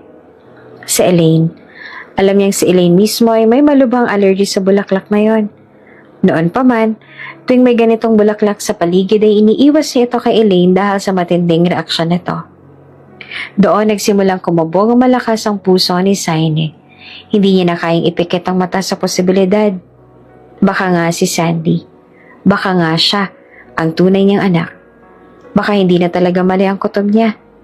Napakarami ng ebidensya na hindi niya maaaring ipagsawalang bahala lamang.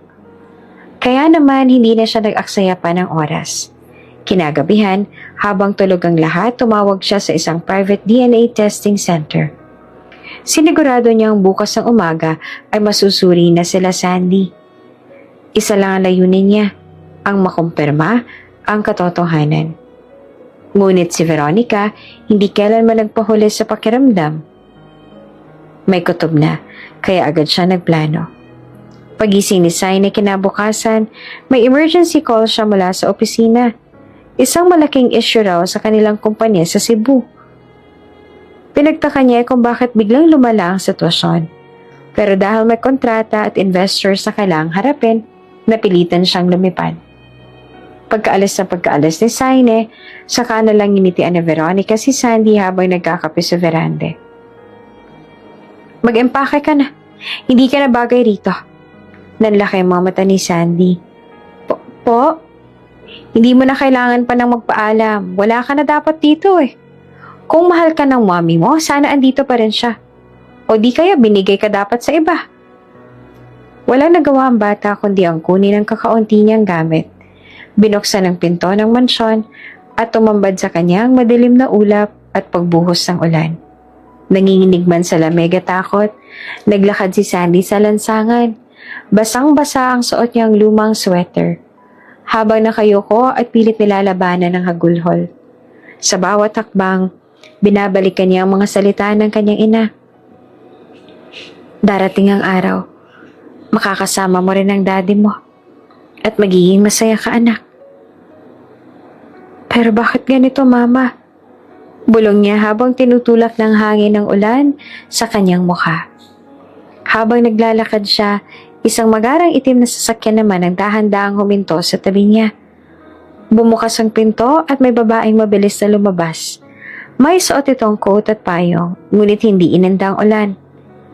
Anak! Tawag ng babae. Sandy! Napahinto si Sandy. Parang huminto ang oras. Dahan-dahan siyang lumingon. Nanlaki ang mga mata niya. Kahit hindi pa siya sigurado, kahit basang-basa at nanginginig siya, nakilala niya ang muka. Mama? Mahinang sabi niya. Tumakbo ang babae papalapit sa kanya at agad siyang niyakap. Doon na tuluyang bumagsak ang lahat ng luha ni Sandy, habang ang kanyang mga bisig ay umakap pabalik. Sa gitna ng ulan, sa gitna ng malamig at madilim na gabi, muling nagtagpo ang mag-ina. Basang-basa pa rin ng ulan si Sandy nang isakay siya ni Elaine sa loob ng sasakyan. Nanginginig at hikbi ang tanging maririnig mula sa loob. Habang iniaabot ni Elaine ang towel sa likod ng upuan, dahan-dahang pinunasan ang buhok ng anak. Mama? Mama? Paulit-ulit na sabat ni Sandy. Halos hindi siya makapaniwala. Akala ko po talaga wala na kayo. Hinaplos na Elaine ang pisngi ng anak. Huwag kang iiyak, anak. Andito na si mommy. Andito na ako. Hindi kita pababayaan. Pero lalo lang bumuhos ang luha ni Sandy. Mama, akala ko po magiging masaya ako kapag nahanap ako ni Daddy. Pero hindi po. Sinaktan nila ako doon. Pinagkamalan ako magnanakaw. Pinapunta ako sa kwarto ng mga katulong. Mama, akala ko po sabi niyo magiging magandang buhay ko kapag andun na ako sa kanya. Pero bakit ganun po? Naluluha naman si Elaine habang niyiyakap ang anak. Mahigpit. Parang gusto niyang ibalik lahat ng panahong na wala sila sa isa't isa. Anak, patawad. Patawad kung hindi agad kita nahanap. Patawad kung nasaktan ka. Bulong niya habang tinataboy ang mga luha. Ang mahalaga ngayon, magkasama na tayo. Tahimik ang sasakyan habang binabaybay nila ang madilim at basang kalsada. Sa labas patuloy ang pagbuhos ng ulan, pero sa loob nagsisimulang uminit ang hangin sa pagitan ng mag-ina. Lumipas ang ilang minuto bago muli nagsalita si Elaine. Akala ko rin anak, wala na ako. Mahina niyang simula. Napatingin si Sandy. Ha? Ano pong ibig mo sabihin, Mama? Nagbuntong hininga si Elaine at saka nagsimulang ikwento ang lahat. Matapos kong bigay sa iyo yung kwentas, naalala mo ba yun, anak? Yung sabi ko na dadating ang daddy mo? Tumango si Sandy. Pagkabit ko nun sa leeg mo, parang nawalan ako ng lakas. Akala ko yun na yun. Ang alam ng mga tao sa isla, wala na ako. Wala rin tayong pera para sa kabaong o burol, kaya ang katawan ko isinakay lang sa bangka at dinala sa gitna ng dagat. Napasingap si Sandy. Hinawakan niya ang kamay ng ina. Biglang may dumaang yate. Isang mayamang lalaki, doktor siya. Naisalba pa pala ako. Hindi pa pala ako tuluyang nawala. Dinala niya ako sa ospital at ginamot. Matagal akong wala sa sarili, anak, pero pagkamulat ko, ikaw agad ang hinahanap ko. Tuluyan namang bumaha ang luha sa mga mata ni Elaine. Bawat araw tinanong ko kung nasan ka, kung sinong kumuha sa'yo at wala akong alam. Pero nanalangin ako na sana isang araw, makita kita ulit at eto na nga anak. Salamat Diyos ko. Yumakap muli si Sandy sa ina. Sa wakas, sa unang pagkakataon, mula nang mamatay si Elaine, o sa tingin ng lahat ay namatay siya, nakaramdam ulit si Sandy ng init. Hindi mula sa pagkain, hindi mula sa tahanan, kundi mula sa tunay na yakap ng pagmamahal. Mama, huwag ka nang mawawala ulit, please. Hindi na anak, promise ni Mami, hindi na kita ulit iiwan. At sa unang pagkakataon sa maraming gabi, kahit patuloy pa rin ang pag-ulan, nakatulog na si Sandy ng mahimbing. Hindi sa kama ng isang bahay ng malulupit ng mga estranghero, kundi sa kandungan ng tunay na ina niyang minahal at hindi siya kailanman iniwan sa puso. Sa mansyon ng mga Monteverde, bumalot ang tensyon at kaba. Magdamag nang hindi nakauwi si Sandy. Ipinagpaliban ni Saine ang lahat ng meeting, appointments at negosyo para hanapin siya. Pero wala ni anino ng bata sa paligid. Nasaan na siya, Veronica? Tanong niya habang paikot-ikot sa sala at hindi mapakali. Nasaan ang bata? Malay ko ba? Baka bumalik ng isla. Di ba naman sabi ko mapusok talaga yung batang yan? Umalis nga nang walang paalam, di ba? Sagot na Veronica. Pilit na kalmado ang tono, pero may kaba sa likod ng kanyang mga mata. Hindi naman alam ni Saine kung bakit, pero sa kabila ng lahat, hindi siya mapakali. May bumabagabag sa kanya. May kulang, may mali. Habang iniikot ng mga kasambahay ang buong compound para hanapin si Sandy, napansin ng isa sa mga maid ang suklay sa loob ng kwarto ng bata. Isang lumang suklay na may ilang hibla pa ng buhok. Sir Saine, ito po, naiwan sa kwarto ng bata. Sabi ng maid habang inaaabot ang suklay. Napatingin si Saine sa suklay. Simple at luma. Pero may ukit na pangalan sa gilid. Sandy. Parang may boses sa loob ng kanyang ulo nagsasabing, ito na ang pagkakataon. Alamin mo ang totoo.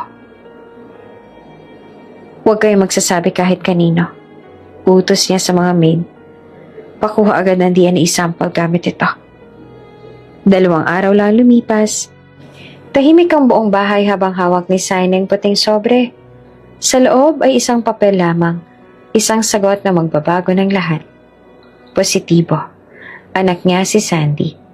Ang batang inakala niyang ulila. Ang batang muntik ng itaboy. Ang batang inagawa ng pagkakakilanlan. Bumagsak ang katawan niya sa sofa. Hindi niya na napigilan ang pagbagsak ng luha. Paano ko nagawa ito sa sarili kong anak? Bulong niya. Halos hindi siya makatingin sa papel. Biglang pumasok si Veronica. Sakto sa sandaling yon, Nagtaka sa ekspresyon ni Saine. Ano yan? Tanong niya tila walang pakialam. Tumingin si Saine ng diretso sa kanya. Si Sandy. Anak ko. Totoo. Hindi ako nagkamali. Napakurap naman si Veronica. Pero bago pa man mahalata ang tensyon sa mukha niya, agad siya nagsalita. Baka mga taga-barangay ang may pakana, sila nagpalit ng bata. Siguro para makakuha ng sustento? Hindi natin alam kung sino talagang may gawa niyan. Tahimik lang si Saine. Hindi pa siya sigurado kung maniniwala ba siya kay Veronica. Pero sa mga yon, mas mahalagang mahanap si Sandy kesa makipagtalo. At tatanggapin ko pa rin siya, kahit ano pa man. Dagdag ni Veronica, kunwari may simpat siya. Pero si Sandy, yung isa hindi rin naman natin alam kung kanino siya galing. Wala tayong kasalanan kung pinatira natin siya dito. Hindi natin siya kayang paalisin na lang ng basta-basta. Tumango naman si Saine. Pero sa loob-loob niya, may bumubuo na ng hinala. Kung si Sandy pala ang tunay niyang anak, sinong batang yun na pinalit sa kanya? At bakit tila may galit si Veronica kay Sandy? Hindi pa niya alam ang buong katotohanan. Hindi pa niya alam na ang peking Sandy ay anak pala ni Veronica sa ibang lalaki. Pero ngayon, unti-unti nang nabubuo ang kanyang mga hinala. Habang lumalalim ang gabi, isang pangako ang binuo ni Saine sa sarili. Mahahanap rin kita, Sandy. At kapag nahanap kita, hindi na kita pababayaan. Kailanman. Lumipas ang ilang linggo, halos hindi na makilala ni Saine ng mga tauhan sa bahay. Hindi na siya ang dating maayos, palaging handa at kontrolado ang emosyon. Ngayon, tila isang ama na lang siyang nauubos sa paghahanap ng nawawalang anak. Araw-araw nakatingin siya sa labas ng bintana. Umaasang baka sa bawat pinto na bumukas, si Sandy na ang darating. Bumagsak ang katawan niya. Hindi na kumakain ng maayos. At sa bawat gabi, tanging ang kwentas ni Sandy ang kanyang mahigpit na hawak. Ang kwentas na may maliit na litrato ni Elaine. Anak kita. Paulit-ulit na bulong niya, habang pilit na nilalabanan ng guilt na bumabalot sa kanyang puso. Hanapin ninyo sa mga orphanage, sa kalsada, sa kahit saang sulok. Gamitin niyo lahat ng resources ng Monteverde Corporation kung kinakailangan. Sigaw niya sa kanyang assistant. Walang hintuan hanggang hindi siya natatagpuan. Pero kahit ilang araw nang lumipas, wala pa ring balita. Parang bulang nawala si Sandy. At sa puso ni Saine, bawat araw na lumilipas, ay parang sandaling lalong nawawala ang anak niya. Ang Monteverde Mansion na dati ay tahanan ng katahimikan at kapangyarihan, ngayon ay punong-puno ng tensyon at takot. Sa bawat akbang ni Saine sa loob ng bahay, hinahanap niya ang katotohanan. Sa bawat silid, parang may kulang. Tahimik ang mga katulong. Tila may nalalaman ngunit ayaw magsalita. At sa puso ni Saine, ang bigat ng pagkukulang ay parang batong nakadagan sa kanyang dibdib. Pero sa kabilang dako naman ng lungsod sa isang high-rise building sa Makati, isang babae ang nakatingin sa salamin ng bagong opisina niya. Nakasuot ito ng puting blazer. May hawak na tasa ng kape habang nakatanaw sa taas. Pagkalipas ng 3 araw sa corporate boardroom ng Monteverde Holdings, nagtipon ang lahat ng major stakeholders, board members at executives. May matinding usap-usapan. Isang malaking bahagi ng stocks ng kumpanya ang ibinebenta. At ang mas matinding balita, may isang kumpanyang tahimik na bumili ng shares. Wala tayong makuhang detalye kung sino ang buyer. Ani ng isa sa mga board member. Private transaction. Pero mabilis ang galaw nila ha? At tila may malaking pondo. Lumalim ang usapan hanggat dumating ang huling board member kung saan formal nang ihayag kung sino ang bagong majority ng shareholder. Problemado lalo si Saine dahil parang bigla naman yatang nawala ang mga ari-arian niya. Hindi na siyang may control sa negosyo kung ganon. Sa gitna ng usapan, ang pinto ng conference room ay biglang nagbukas. Isa-isang napalingon ang lahat ng pumasok. Una, isang lalaki na naka-black suit. Tila isang legal representative. At kasunod niya naman ay isang pamilyar na babae. Natigilan si Saine. Parang huminto ang oras. Ang babae, may eleganteng suot na white suit. May taas ang ulo. May aura ng isang taong matagal nang pinakulong ng takot at kahapon. Pero ngayon ay malaya na. At nasa harapan nila ngayon, hindi bilang multo ng nakaraan, kundi bilang isang puwersa ng kasalukuyan. Elaine? Mahina, halos pabulong na sabi ni Saine. Ang buong boardroom ay nabalot ng katahimikan. May ilan sa mga executives ang nagkatinginan. Hindi sila makapaniwala. Elaine Monteverde, buhay, nasa harap nila. At ngayon, ang bagong majority shareholder ng Monteverde Corporation. Wala nang babae sa isla. Wala nang babaeng binura sa lipunan. Sa kanyang pagbabalik, hindi na siya bumalik bilang asawa ni Saine. Hindi bilang biktima ng mga Monteverde, kundi bilang ang bagong mukha ng kumpanya. Naglakad siya papunta sa dulo ng conference table. Diretso ang tingin kay Saine. Hindi ako multo, Saine. Malamig pero buo ang boses niya. At hindi rin akong babaeng tinapon ninyo noon. Bumalik ako. Hindi lamang para sa kumpanyang to, kundi para sa anak ko. Hindi agad nakasagot si Saine. Ang tanging nararamdaman niya ay parang sinakal siya ng sarili niyang mga kasalanan. Buhay si Elaine. Buhay ang ina ng anak ko. At siya ang naging sagot sa lahat ng pagkukulang ko. Nagkagulo ang buong mesa. Si Veronica, halos matapunan ng tubig ang hawak na baso. Si Saine naman ay hindi makagalaw. Hindi siya makapaniwala na ang babaeng inakala niyang patay na ay may-ari na ng kanilang korporasyon.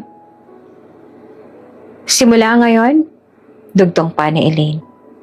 Lahat ng proyekto ng Monteverde na may kinalaman sa illegal na pagtatanggal ng mga empleyado, tax evasion at environmental violations ay rerepasuhin.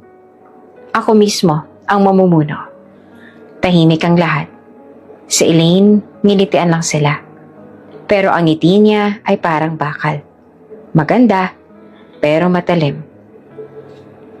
Kinabukasan habang naglalakad si Veronica sa lobby ng kumpanya, isang lalaki ang humarang sa kanya. Isang abogadong may dalang sulat. Ma'am Veronica, Sabina po ito mula sa Regional Trial Court. Inirereklamo po kayo ng fraud, child identity manipulation, at falsification of public documents. Anong? Natulala siya. What the? Sino may pakana nito? I am innocent. Wala akong kinalaman sa kung ano man yung binibintang ninyo sa akin. Nang lingunin niya ang likod ng abogado, nandoon si Elaine. Suot ang itim na designer suit, naka-shades, hawak ang cellphone habang may kausap. Tumigil siya saglit. Tumingin kay Veronica. Akala mo ikaw lang marunong mag-set up, Veronica? Malamig niyang sabi. Pero ang pinagkaiba natin, ako, may ebidensya. Gulat na gulat si Veronica, tulala. Hindi na rin niya akalain na ang dating asawa ni Saine, ang babaeng bukong akala niya ay isa ng malamig na bangkay.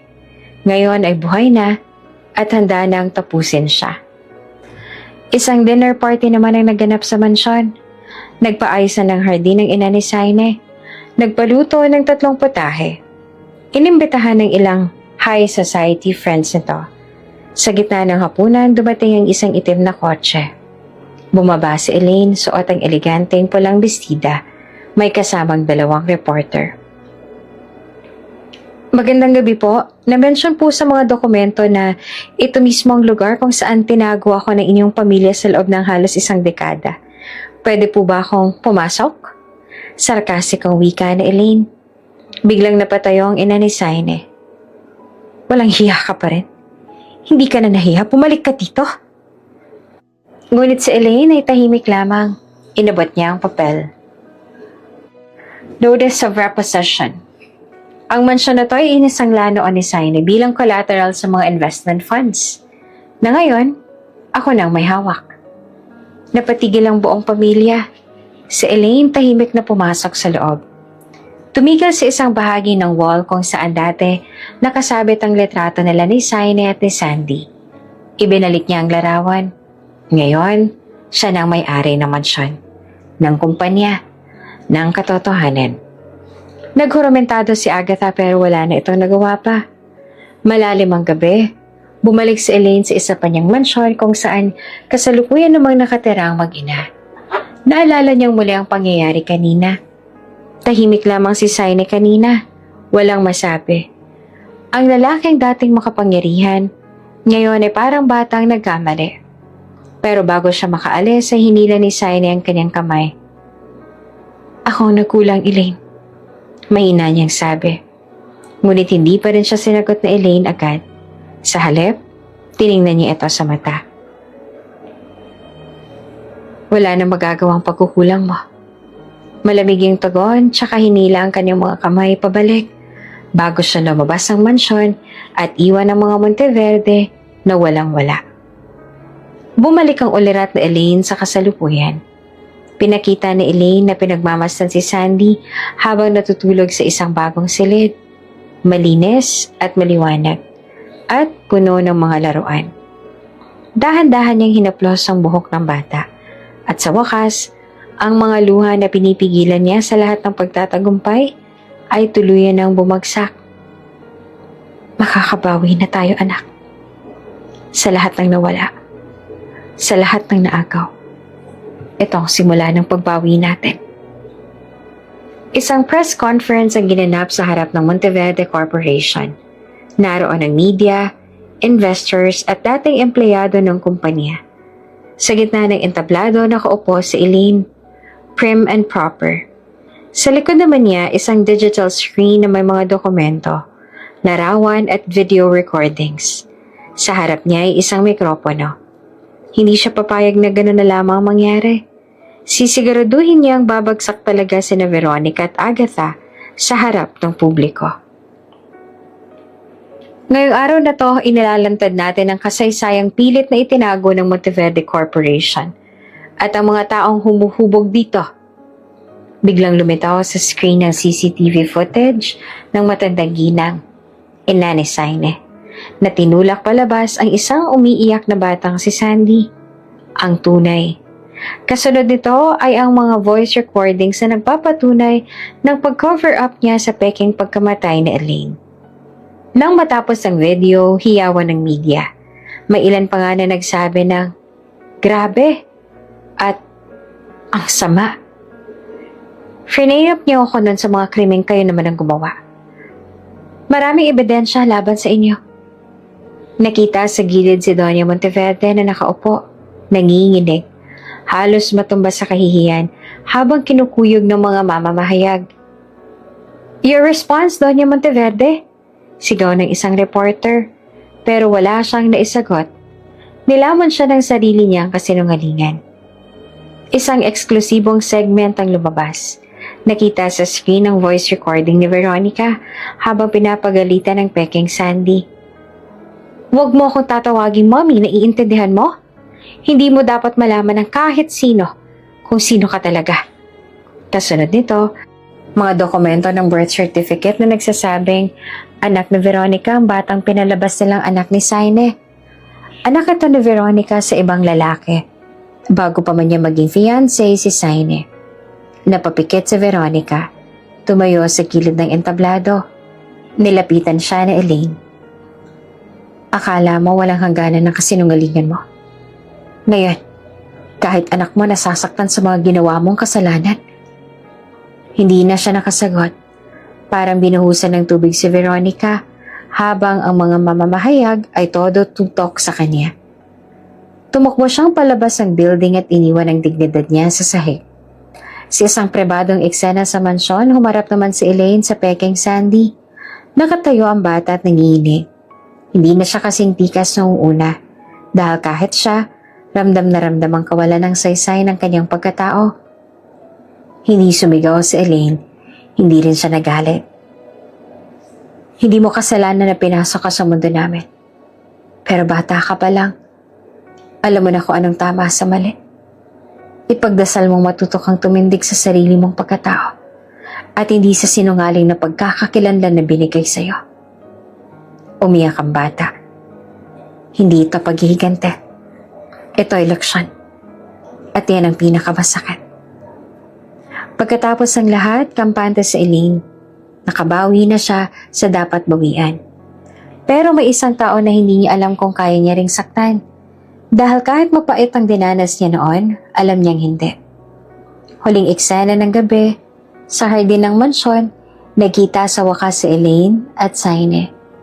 Tahimik ang paligid, malamig ang hangin, pero mas malamig ang distansya nila.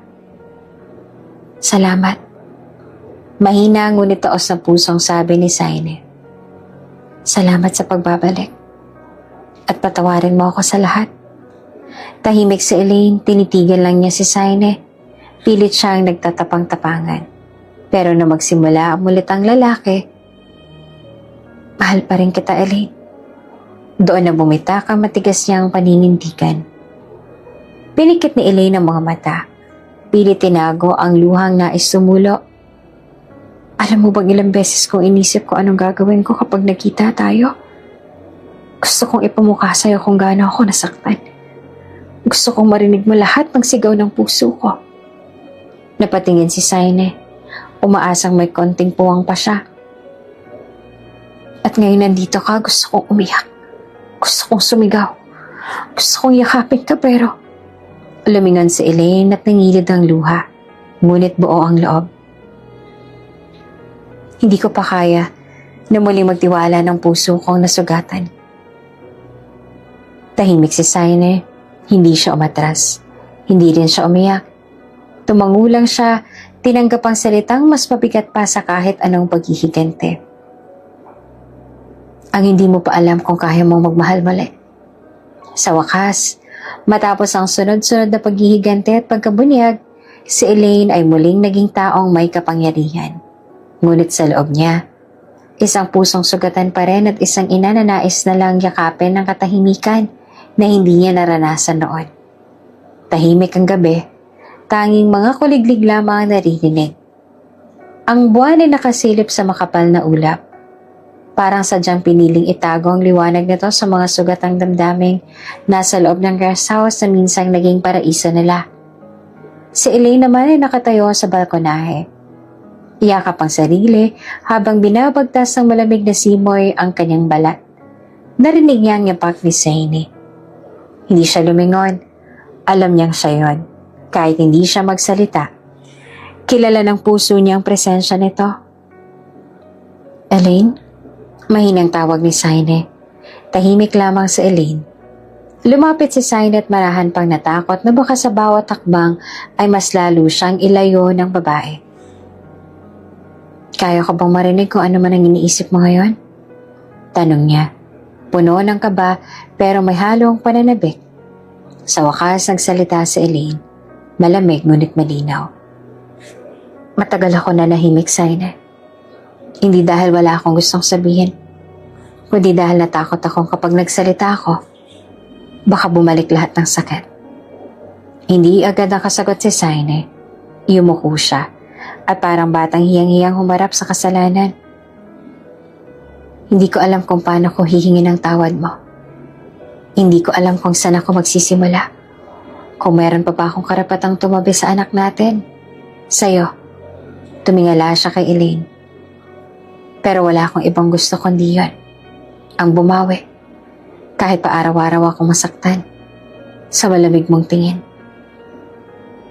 Bakit mo kami iniwan, Saine? Pabulong.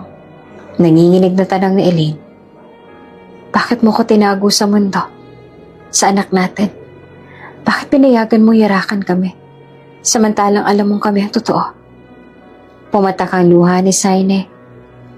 Kasi duwag ako. Dahil nung pinili kong iligtas ka, pinili ko ring talikuran ng katotohanan. Akala ko kaya kong ayusin ang lahat habang ikaw ay ligtas. Pero ang totoo, unti-unti rin akong namatay habang akala ko patay ka. Tahimik na bumagsak ang mga luha ni Elaine. Hindi niya ito pinunasan. Pinanood lang niyang unti-unting naging basa ang kanyang pisngi.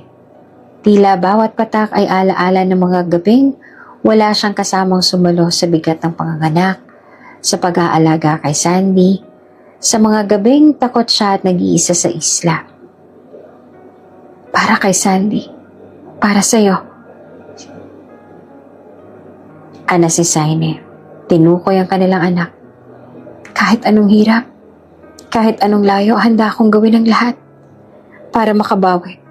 Sabihin mo lang, Elaine, kahit simula lang. Simula? Tanong ni Elaine, pilit nang ngumingiti pero puno ng kirot. Paano tayo magsisimula kung sa puso ko araw-araw ay pagtatapos ang nararamdaman ko tuwing naaalala ko ang nangyari? Pero hindi yan pagtanggi. Hindi pa rin yan wakas. Isang pinto na lang ngayon ang muling bumubukas. Kinabukasan, sinimula ni Saine ang unang hakbang. Siya mismo ang naganda ng almusal para kay Sandy. Hindi siya nagpatulong sa staff. Hindi siya umasta bilang CEO o tagapagmana ng Monteverde. Ama siya. Isang lalaking handang tumanggap ng galit, tahimik na pagsungit at malamig na pakikitungo. Kung iyon ang kailangan para muling matanggap. Si Elaine, nananatiling tahimik. Maingat, inaalam pa rin ang sarili, pero isang bagay ang malinaw. Hindi niya itinataboy si Saine. Ang malamig yung mga salita ay hindi puot, kundi takot. Takot na masaktan muli. Sa bawat tingin ni Saine kay Elaine habang naglalaro si Sandy sa hardin, isang dasal lang binubuo niya sa isip. Sana dumating ang araw na hindi na ako kailangang maghintay sa likod, kundi makasama sa mesa ng isang buo at totoo naming pamilya. Tahimik ang umaga. Ang hamog ay bumabalot sa mga halamanan ng bagong tahanan ni Elaine at Sandy. Sa labas ng bintana makikita si Sandy sa hardin. Hawak ang maliit na basket na puno ng mga bulaklak. Maingat niya itong pinitas. Parang may espesyal na balak. Nasa kusina si Elaine. Nagkakape habang iniisip rin ang lahat na nangyari. Bagamat bigtas na sila ngayon, ang puso niya ay waring binabalot pa rin ng takot at pangungulila. Hindi lang sa panahon na nawala siya, kundi sa panahon dapat sana'y kasama niya si Saine. Ngunit hindi siya pinili. Pero hindi niya alam. Isang batang pusong marunong magmahal ang tahimik ng gumagawa ng paraan para sila'y muli niyang paglapitin. Mama! Tawag ni Sandy habang hawak ang basket. Tulungan mo po akong ilagay ito sa mesa, please. Napatingin naman si Elaine. Napangiti siya. Kahit may bahid ng pagod ang kanyang mga mata. Anong okasyon natin ngayon, anak? Secret! Nakingiting sagot ng bata. Basta po, sundan lang po ako later sa garden na. Promise po. Tumungo si Elaine. Hindi alam kung ano namang kalokohan ni Sandy pero kahit papaano, mas gumagaan ang loob niya tuwing napapanood niya ang anak na masaya.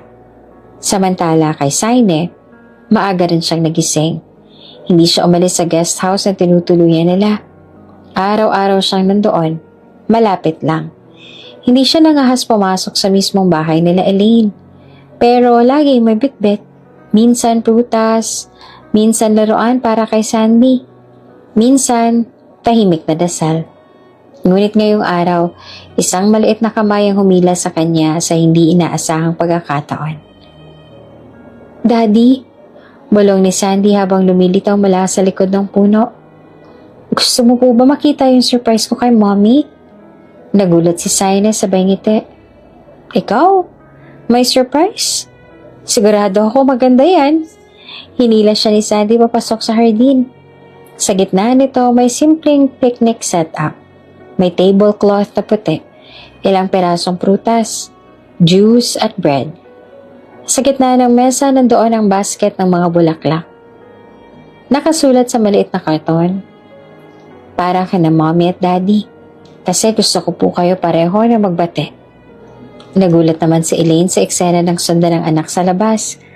Tumigil siya sa tapat ng hardin at natiling nakatingin kay Sandy, na ngayon ay nakaupo na sa gitna. Mama, Daddy, dito po kayo. Upuan po kayo.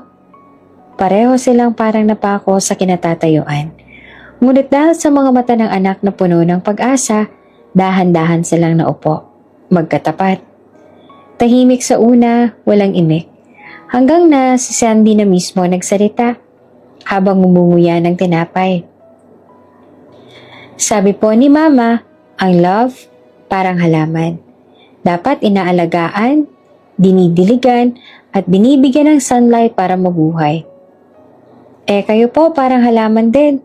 Dati kayo magkasama, pero parang nalanta. Gusto ko lang po sana kahit konti, madiligan ulit kayo. Hindi naman napigilan ni Elena mapangiti, kahit pa may luha sa mata. Si Saine ay tumingin sa kanya ng may lalim, hindi napilit, hindi nahingi. Isang tinging nagsasabing, salamat dahil andito ka pa. Salamat, Sandy, sabi ni Elaine habang hinahaplos ang buhok ng anak. Ikaw na yata ang pinaka-wisdom-filled na bata sa buong mundo. Kasi po mahal ko kayo pareho. Gusto ko lang po kayong maging masaya. Nakangitit ang mamalaking wika pa ni Sandy. Muling natahimik ang paligid. Pero ngayong katahimikan, hindi na mabigat. Kalmado na. May liwanag, may simula. Sa araw na yon, hindi pa mandubos ang kapatawaran, ngunit nagsimula ng paghilom. At ang pinakamagandang bahagi, hindi salita ang naging tulay, kundi ang pusong bata na marunong magmahal, magpatawad, at mag-ayos ng nasirang tahanan. Lumipas ang ilang buwan mula ng picnic sa hardin. Ang isang simpleng sandali iyon, naging simula ng pagbubuklod, muli ng puso na Elaine at Saine. Sa loob ng mga araw na nagdaan, unti-unti nilang tinatahi ang sugat ng kahapon. Hindi man madali pero bawat pag-uusap, bawat pagbati sa umaga, bawat simpleng tawanan kasama si Sandy ay naging hakbang patungo sa tunay na kapatawaran. Sa ilalim ng malamlam na araw, nakatayo si Saine sa harap ng isang simbahan sa probinsya. Suot niya ang simpleng polo. May hawak na bouquet ng puting rosas. Habang papalapit si Elaine ay napahinto siya. Para sa'yo. Sabay abot ni Saine ng bulaklak. Wala na akong ibang hiling kundi ang buuin ulit tayo. Kung papayag ka. Tahimik si Elaine, pero makikita sa kanyang mga mata ang pagtanggap. Hindi niya sinabing oo, pero ngumiti siya. At para kay Saine, sapat na yon. Hindi na muling pinayagan ni Veronica na lumapit pa kay Sandy at humingi ng tawad dahil lumabas din ang katotohanan. Anak pala niya si fake Sandy na ngayon ay inaalagaan na ng estado sa maayos na tahanan. Si Veronica naman at ang dati na mapanghusgang ina ni Saine ay humarap sa sariling pagpagsak. Hindi nagkulang sa Elaine sa pagiging makatao. Hindi siya nagigante sa paraan ng galit. Ipinaglaban niya ang anak, ang sarili, at ang karapatang mahalin ulit. Ang tunay na tagumpay ay ang katahimikan ng konsensyang malinis. Isang araw, isang malawak na picnic ang muling ginanap. Ngayon, mas marami na silang kasama. Mga bagong kaibigan, mga taong naging bahagi ng pagbangon ni Elaine. Sa gitna ng damuhan, nakaupo si Sandy sa gitna ni Saine at Elaine, habang gumuguhit ang mga bulaklak sa kanyang drawing pad. Anak, anong ginagawa mo? Tanong ni Saine. Nagdodrawing po ako ng pamilya natin. Ngumiti naman si Sandy. Lalagay ko sa gitna si Mama, tapos ikaw, tapos ako. Tapos may araw sa taas kasi masaya na ulit tayo. Ilang buwan pang lumipas, isang tahimik ngunit masayang kasalan na ginanap sa tabing dagat, kung saan unang nagsimula ang lahat. Suot ni Elaine ng puting bestida, habang si Sandy naman ang flower girl na puno ng ngiti at kilig. Sa altar, hindi lang pagmamahala ng binigkas, kundi paghilom, maraming taon ng luha, sakit at pagkawala. Salamat, Saine. Bulong ni Elaine habang sila'y mag-aakbay, nakatanaw sa dagat. Dahil sa huli, pinili mong maging ama, asawa at tunay na tao. Hindi na kita pakakawalan. Sagot naman ni Saine. Mahal kita, Elaine, at mahal ko si Sandy. Kayo ang buhay ko. Isang tahimik at malamig na hapon, sa isang pribadong garden na may magandang tanawin ng dagat. Malamig ang siboy ng hangin sa hapon na yon. Ang langit ay kulay kahel at gintong humahalik sa mga ulap habang unti-unting lumulubog ang araw.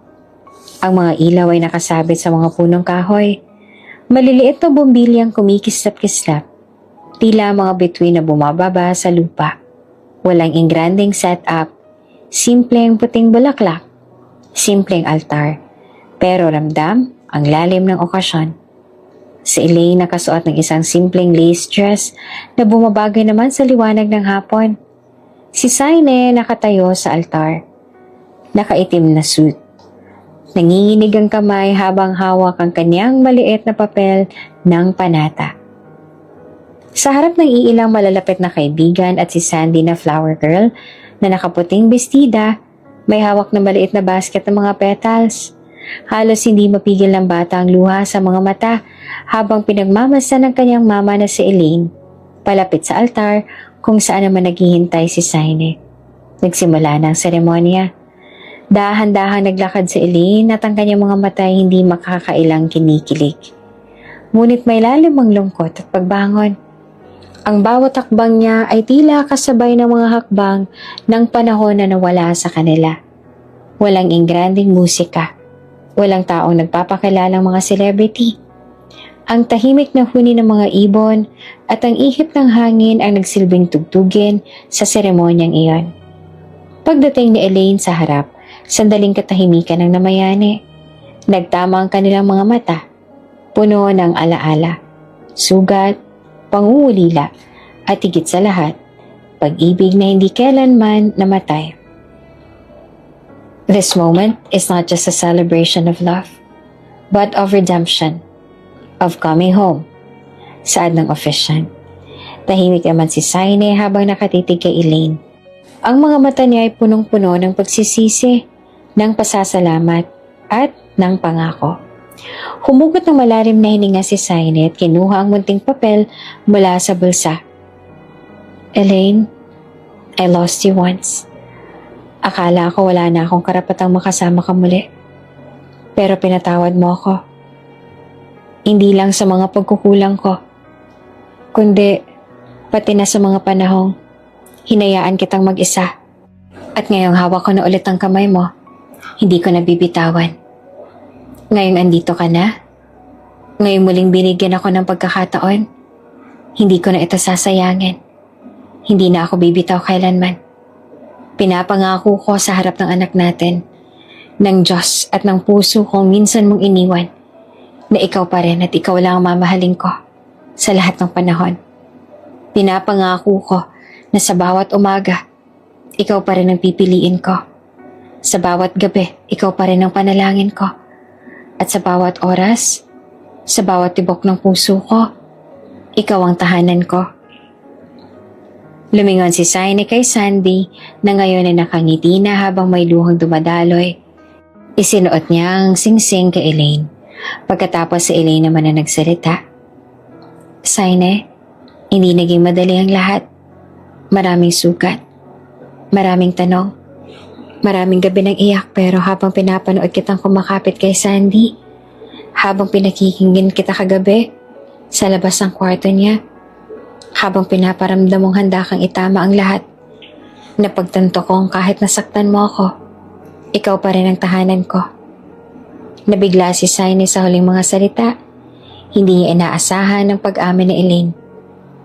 Pinapatawad na kita, Saine. Hindi dahil madali, kundi dahil gusto kong mamuhay ng buo, nang walang galit, at kasama ka. Pinapangako ko ngayon at habang buhay, ikaw pa rin ang pipiliin ko. Ang ikaw na natuto, ang ikaw na ama, at ang ikaw na tunay kong mahal. Tahimik namang isinuot ni Elaine ng singsing kay Saine. Walang palakpakan, walang ingay, puro luha at mga pusong muling nagtagpo. At sa gitna ng mga puting bulaklak at hininto ang dapit hapon, muling nagtapat ang dalawang pusong sinubok ng panahon.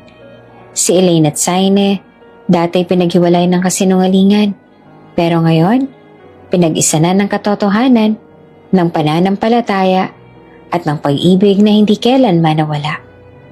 Sa tabi nila si Sandy lumapit at sabay silang yumakap. Isang buo, matatag at masayang pamilya.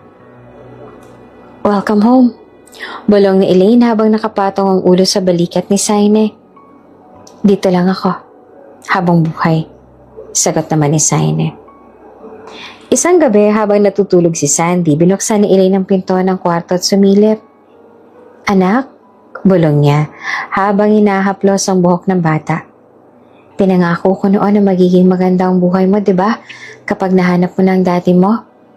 Ngayon, nandito na siya. At nandito na rin ako." Sa ilalim ng malamlam na ilaw, tahimik ang buong bahay. Pero ramdamang init, ang kapayapaan, at ang wakas ng isang kwento ng pamilyang pinagtagpo ng tadhana at tinahe ng pagmamahal ng isang batang naging tulay sa lahat. Mainit ang sikat ng araw. Puno ng sigawan at palakpakan ng quadrangle ng eskwelahan. Isang makulay na banderita sa nagliliparan habang ang mga bata nakatog at sombrero ay nakapilat abot langit ang ngiti. Isa sa kanila si Sandy. Ngayon nag-graduate na siya mula sa elementarya. Parang kailan lang baby pa siya. Parang kailan lang, napakabilis ng panahon. Hindi makapaniwalang wika ni Elaine. Hinawakan naman ni Saine ang kamay niya. Ang laki na ng baby natin. "Top 3! Sigaw ng announcer. "Sande Monteverde." Tumayo si Sandy at maayos ang suot na toga. May medalya sa leeg at hawak ang isang maliit na papel ng kanyang speech. Nang mapansin niya sina Elaine at Saine sa audience, parehong may bitbit na bouquet at luhang nangingilid sa mata, mas lalo siyang umiti. Pagkababa ng entablado, sabay silang yumakap. "We are so proud of you, anak," sabi ni Saine, sabay halik sa noo niya. "Sobrang proud," sabay ni Elaine. Mahigpit ang yakap habang pinigil ang iyak. Sa isang garden lunch matapos ang graduation, habang abala si Sandy sa pagtingin ng mga regalo sa isang mesa, nagkatinginan sina Saine at Elaine. "Ready ka na ba?" tanong ni Saine. "Ikaw, baka maiyak ka mamaya," biro naman ni Elaine. "Sandy!" tawag ni Saine. "May isa pa kaming regalo ng mama mo." Lumapit si Sandy, kinikilig at excited sa regalo ng kanyang mga magulang. "Ano po yon?" Ngumiti si Elaine tsaka iniabot kay Sandy ang isang maliit na box. Kulay pink iyon at may ribbon pa. Nang buksan ito, may lamang maliit na sapatos na pambata at isang sonogram picture. Napangiti naman si Sandy. Hawak ang larawan. Unti-unting bumuka ang bibig, parang ngumiti. "Mama, Daddy, you mean?" "Yes, baby love," bulong ni Elaine. Lumuhod sa harap ng anak. "Magkakaroon ka na ng baby sister." Tumulo naman agad ang luha ni Sandy. Hindi dahil sa lungkot, kundi sa labis sa kasiyahan. "Talaga po? May kapatid na po ako?" "Oh, at sure ako na ikaw ang magiging pinakamagaling at pinakamapagmahal na ate," sabi naman ni Saine. Yakap ang kanyang mag-ina. Habang lumulubog ang araw sa kanilang hardin, nakaupo ang pamilya sa isang picnic mat. Magkahawak kamay. Nagbibiroan at tumatawa. Sa kanilang tabi, nakahiga ang larawang kinunan kanina. Isang graduation photo ni Sandy. Sa gitna nila, Elaine at Saine. At sa loob ng larawan, parang kay gaan tignan. Ang simula ng panibagong kabanata ng kanilang masayang pamilya. "I cannot believe our family is growing," bulong ni Elaine. "At simula pa lang to." Ngumiti rin si Saine. "Wala na akong hihilingin pa. Masayang masaya na ako. This is everything that I've prayed for. And I am the luckiest man in the world." At tama ka. Simula pa lamang ito.